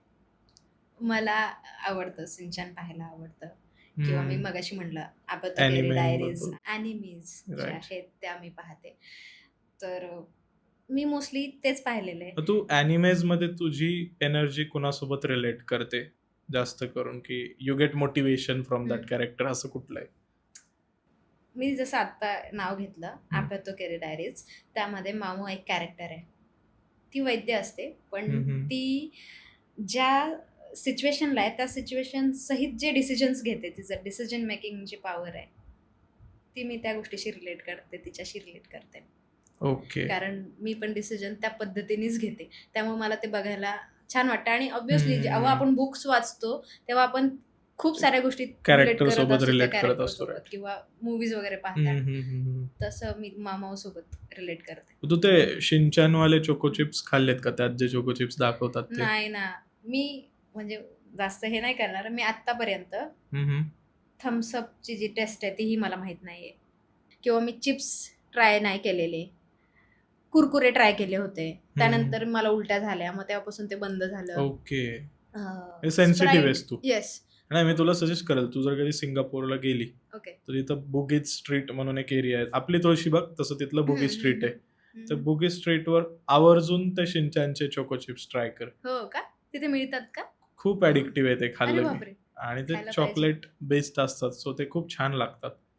जे मी ज्यावेळेस होतो तिकडे इंटर्नशिपला त्यावेळेस मी एवढे आणले होते इकडे मित्रांना द्यायला की त्यावेळेस आपल्यासाठी म्हणजे असं असतं ना हो. की आता नेक्स्ट टाइम गेला तर माझ्यासाठी आणशील हा. येऊ द्या आता तुमच्या कृपेने लवकर एक ये, योग ये, मोठं ये. कोलॅब काहीतरी. लवकरच येईल. बघा आता लक्ष्मी बोलतीये तर होईल काहीतरी. आणि नंतर सांगायचं मला फोन करून. 100% व्हिडिओ कॉल करेल मी आता. आपण नंबरवरतीच कनेक्टेड आहे तर. Yes, नक्कीच. तर आता हिंदवीनी बऱ्याच गोष्टी सांगितल्या तिच्या. मग आज हिंदवी सिंगल आहे का? हो. पण असं लोकांना नाही वाटत तू सिंगल आहे. का नाही वाटत? हे बऱ्याच जणांचं असं असतं ना की एखादी स्त्री किंवा एखादी ऍक्ट्रेस असेल, सेलिब्रिटी असेल, इन्फ्लुएन्सर असेल किंवा तुमच्या परफॉर्मन्स इंडस्ट्रीमधलं कुठलंही आर्ट फॉर्म परफॉर्म करणारी व्यक्ती असेल, ती जर सक्सेसफुल होतीये किंवा ती जर कुठली गोष्ट घेतीये, म्हणजे तू आज जर BMW, मर्सिडीज किंवा एखादी मोठी कार किंवा घर घेतलं, हा. तर बऱ्याचदा असं बोललं जातं की हे तिला कुणीतरी दिलंच असेल, तिचं कुणीतरी आहेच जे तिला असं सगळं प्रोव्हाइड करतंय. आणि त्याच्यापेक्षा जास्त मी कमवणारे असेल तर? मग काय बोलणार आता? मग काय बोलणार तुम्ही? मग असं विषय म्हणू नाही असा आहे शकत की ती त्याला सगळं प्रोव्हाइड करते, असं नाही म्हणत असं समाजात नाही कधी. म्हणत समाज. असं खूप ठिकाणी आहे की मुली प्रोव्हाइड करतात का, तर एकत्र आहोत आपण किंवा रिलेशनशिप मध्ये आहोत म्हणून. असं नाही की समोरचाच व्यक्ती करत असेल मुलीला, असं नाहीये. आता खूप साऱ्या गोष्टी चेंज झाल्यात. कुठेतरी दोघांना इक्वली बघायची गरज आहे. हो, खरंच गरज आहे. आणि माझ्या फॅमिलीमध्ये एवढे तरी आहेत व्यवस्थित लोक की ज्यांच्याजवळ खूप छान पद्धतीचे कार्स आहेत, घरदार आहे, सगळं काही आहे. तर मी जर कोणाच्या सोबत फिरत असेल याचा अर्थ असा नाहीये की ती गोष्ट माझीच आहे किंवा तुमचा तो काय व्यक्ती संबंध माझा आहे? आहे, असं नसू शकतं ना. बरोबर. मित्र असू शकतात, कलिग्स असू शकतात. मी मोस्टली माझ्या फॅमिली मेंबर सोबतच फिरते किंवा जर कोणी फ्रेंड असेल तर, नाहीतर मी फिरत नाही. माझा मॅनेजर आणि मी, आम्ही दोघंच असतो मोस्टली तरी. राईट. नाहीतर मी म्हणजे बाहेर जाण्यात तर आता प्रश्नच येत नाही, कारण मला मोकळं फिरायची तेवढी मुभाच नाही. पण तू फूडी आहेस का? हो, मला वेगवेगळ्या ठिकाणचे ऑथेंटिकचे फूड्स असतात जे तुझं मला try आवडतं करायला. पदार्थ काय मग? पुरणपोळी आणि आमटी. नॉनव्हेज नाही खात का तू? कधीतरी, म्हणजे असं नाही, पण कधीतरी जर असेल तर मग चिकन किंवा अच्छा. अंडी, नाहीतर मग पुरणपोळी विथ तिखट आमटी असं मला आवडतं खायला. ओके, म्हणजे ते प्रॉपर गुळवणी सोबत देसी आहेस तू एकदम. हा, तसं नाही पाहिजे मला. मला गोड पुरणपोळी पाहिजे पण तिखट आमटी सोबत. तू स्वतःच तिखट असल्यामुळे आहे ना, ते तुला तिखटच आवडणार आहे. बहुतेक तसं तुला काही डेझर्ट्स हा प्रकार जेवढा आवडणार नाही, जेवढं तुला तिखट जेवण आवडेल. नाही आवडत मला. हा, तिखटच बऱ्यापैकी आवडतं. काय म्हणू शकतो आपण, तुला जर एक नाव द्यायचं म्हणलं तर लवंगी मिरची टाईप आहे तू, एकदम तिखट. कुणालाही सोसणार नाही. हा, तेवढं आहे. त्यामुळे सोसत नसेल तर वाटे जाऊ नये. नाही जायला पाहिजे. तर तुझं आतापर्यंतचं कॉस्टलीएस्ट परचेस काय होतं तुझ्या आयुष्यात, की तुझ्या वेळेस पासून कमवायला लागली? प्रत्येकाचं असतं ना की ही गोष्ट माझ्या आयुष्यातली सगळ्यात महाग गोष्ट आहे, मी स्वतःच्या पैशांनी विकत घेतलेली. असं तुझं काय? मी घर बांधलं स्वतःच गावाला? गावाकडे. म्हणजे गावाकडे आधीच 1.5 गुंठ्यात घर आहे, पण आपली जागा म्हणजे जिथं आपण राहत होतो ती थोडीफार जागा शेजारच्यानी हडपून घेतली होती. ओके. तर ती मी लहान असल्यापासून ती केस चालू होती, बरेच गोष्टी झाल्या, त्रास झाला, सगळं काही झालं. तर मग गेल्या वर्षी आपल्या जागेत सहित मी त्या व्यक्तीची जागा घेतली.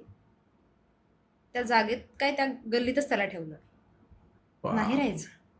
इतके वर्ष त्या गोष्टीमुळे त्रास झाला माझ्या फॅमिलीला. त्या जागेत काय त्या एरियातही नाही राहायचं. ती जागा, ते घर, सगळं काही विकत घेतलं. तिथं नव्याने पुन्हा बंगला उभा केला आणि ते मी माझ्या घरच्यांसाठी गिफ्ट केलेलं आहे. तर मग असं म्हणता येईल की त्रास नाही द्यायचा कुठल्या गोष्टीचा.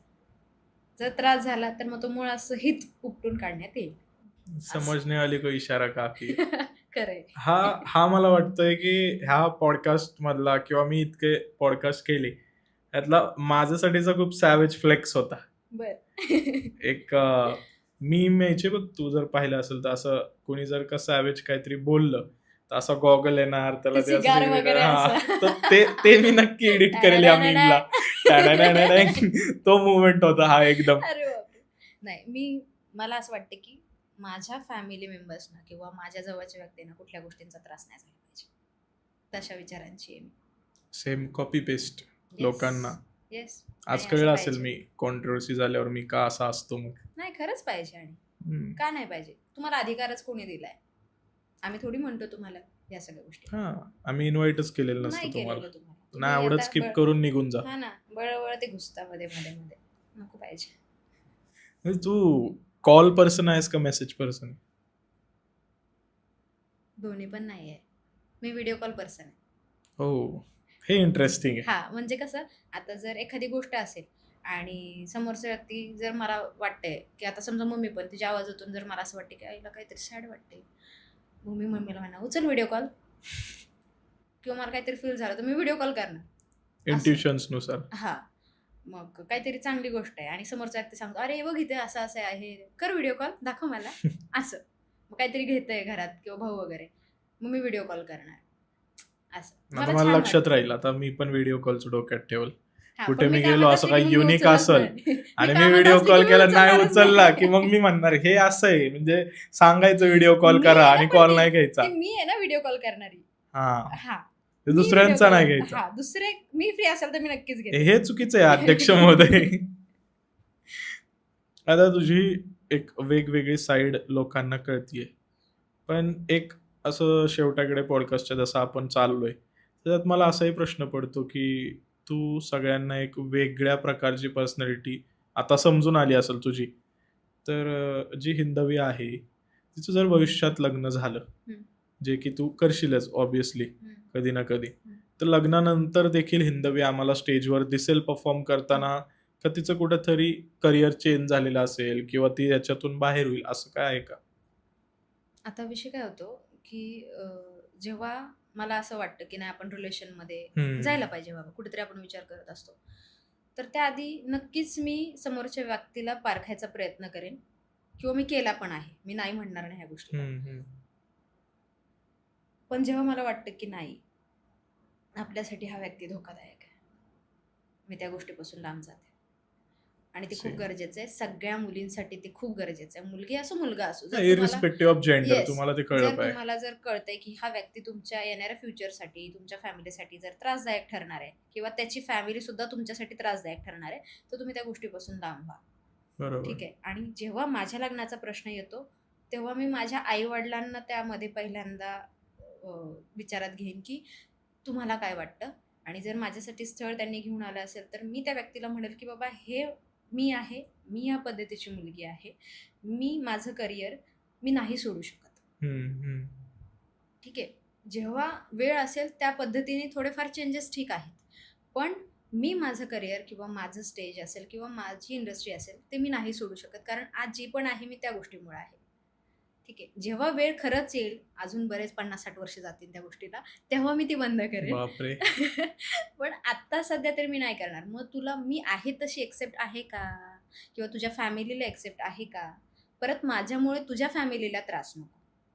पण असं होऊ शकतं का मग यामध्ये की सपोज आता पार्टनरचा प्रॉब्लेम बाजूला ठेवला आपण, लग्न झालं, सगळं ठीक आहे, सगळं चालतंय, बट उद्या जाऊन असं झालं की तुला मूव्हीजमध्येच जास्त काम मिळत आहे किंवा तुला तिकडे जास्त गोष्टी मिळत आहेत ॲक्टिंग रिलेटेड, किंवा अजून काय तुझं प्रोफेशन तिकडे डेव्हलप झालं वेगळं, तर मग कुठेतरी तू डान्सला वेळ देऊ शकणार नाही किंवा तू त्यातून मग बाहेर पडून एक तुझी वेगळी आयडेंटिटी क्रिएट करशील.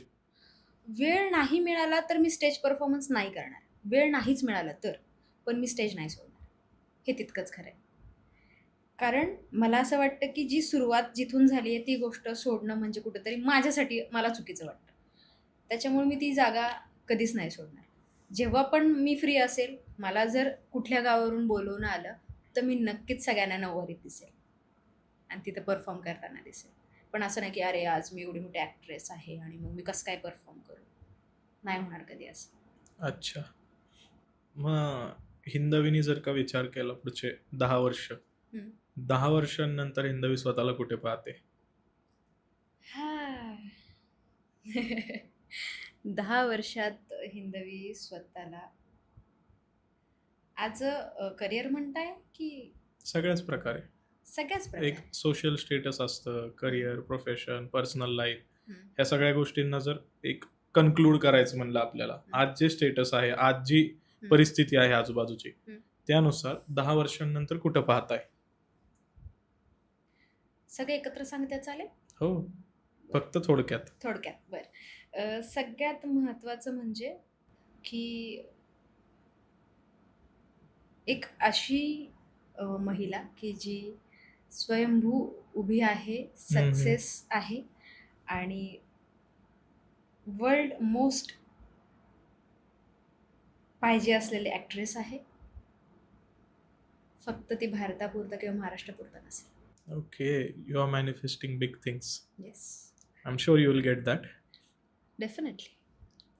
सो आता ऑलमोस्ट म्हणजे आपण पॉडकास्टच्या एंडकडेच आलेलो आहे. तर एक छोटीशी गोष्ट आहे, की आता तुझे फॅन्सनी ज्यांनी इथपर्यंत पॉडकास्ट पाहिला आहे, ज्यांना तुझ्याबद्दल जाणून घ्यायचं होतं, आय फील की बऱ्यापैकीच्या गोष्टी कुठे इंटरनेटवर नाही आहेत तुझ्याबद्दल लिहिलेल्या, बोललेल्या कोणी येऊन. हं. त्या आपण या पॉडकास्टमध्ये तुझ्या तोंडातून ऐकलेल्या आहेत. तुझी ॲक्चुअल कहाणी ऐकलेली आहे, तुझी जी बाजू आहे. तर आता तुला तुझ्या चाहत्यांना काय मेसेज देऊ वाटतोय? कारण बऱ्याचदा असं होतं, की लोकांना तुझ्याशी बोलायचं असतं. हं. पण काही कारणास्तव किंवा वेळेच्या अभावी तुला ते नसेल त्यांच्यापर्यंत पोहोचता येत किंवा तुझी पण इच्छा असते, की जाणून घ्यावं त्यांच्याकडून काय, पण नाही होत आपल्याकडनं प्रत्येकाला वेळ देणं.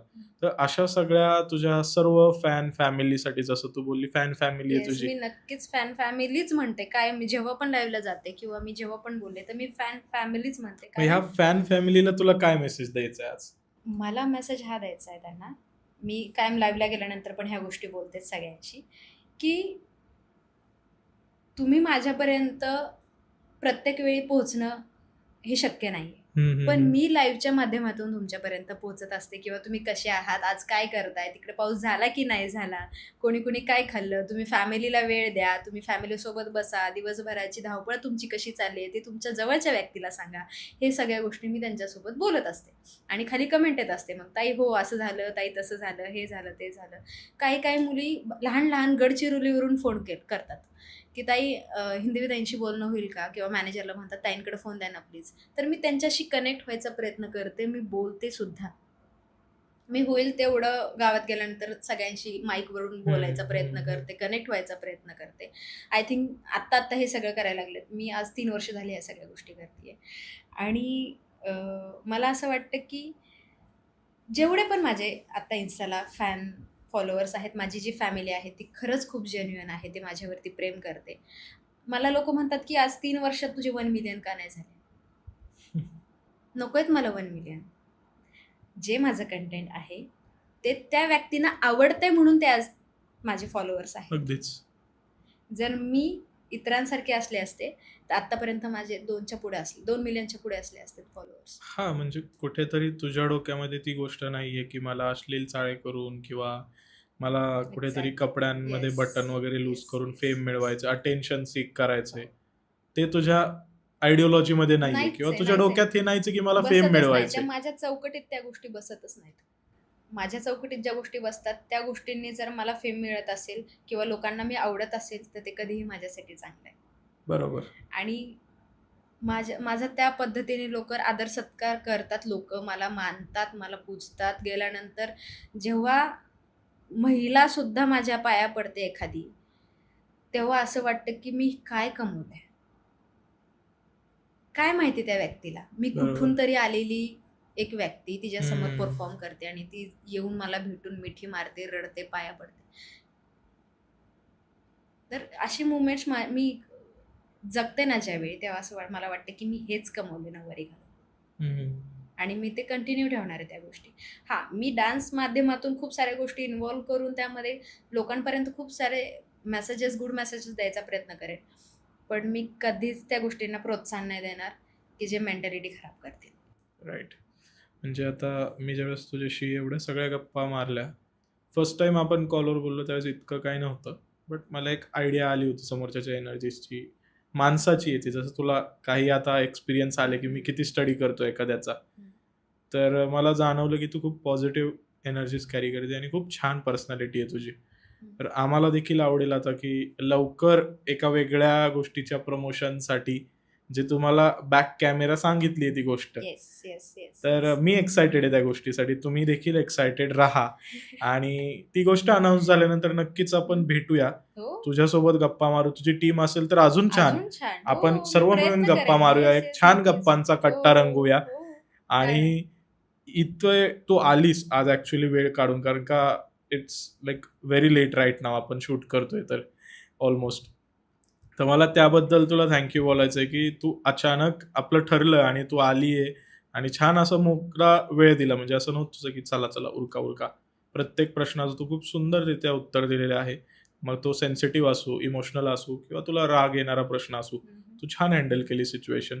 त्याबद्दल तुला धन्यवाद. आणि ज्यांनी आत्तापर्यंत म्हणजे हिचे फॅन्स असतील हिंदवीचे किंवा थ्रू सोशल मीडिया एखाद्या रील पाहून तुम्ही हा पॉडकास्ट पाहत असाल, तर कृपया तुम्ही लाईक करा व्हिडिओला, कमेंट करून आम्हाला सांगा की येस. तुम्हाला पॉडकास्टमधला कुठला भाग जास्त आवडला आणि आवडल्यापेक्षा काय नाही आवडलं ते देखील सांगा. म्हणजे आम्ही ते इम्प्रूव्हमेंट नेक्स्ट इम्प्रूव्हमेंट पॉडकास्टमध्ये करता येईल करू. पुढच्या वेळेस. येस. आणि सर्वात बेस्ट गोष्ट ही आहे की जर तुम्हाला सगळंच आवडलं असेल तर मग एक छान असं हार्ट कमेंट करून सांगा आम्हाला. म्हणजे आम्हाला ते देखील कळेल आणि या व्हिडिओला हाईप करा ज्यावेळेस रिलीज होतोय व्हिडिओ. आणि अजून जर तुम्ही सबस्क्राईब केलं नसेल तर एक सबस्क्राईब करा. म्हणजे असं सबस्क्राईब करायला पाहिजे. मी आले म्हणून नाही, खूप सारे लोक छान छान पर्सनॅलिटीज इथे येऊन इंटरव्ह्यूज देऊन गेलेत त्यांचे, असं म्हणता येईल.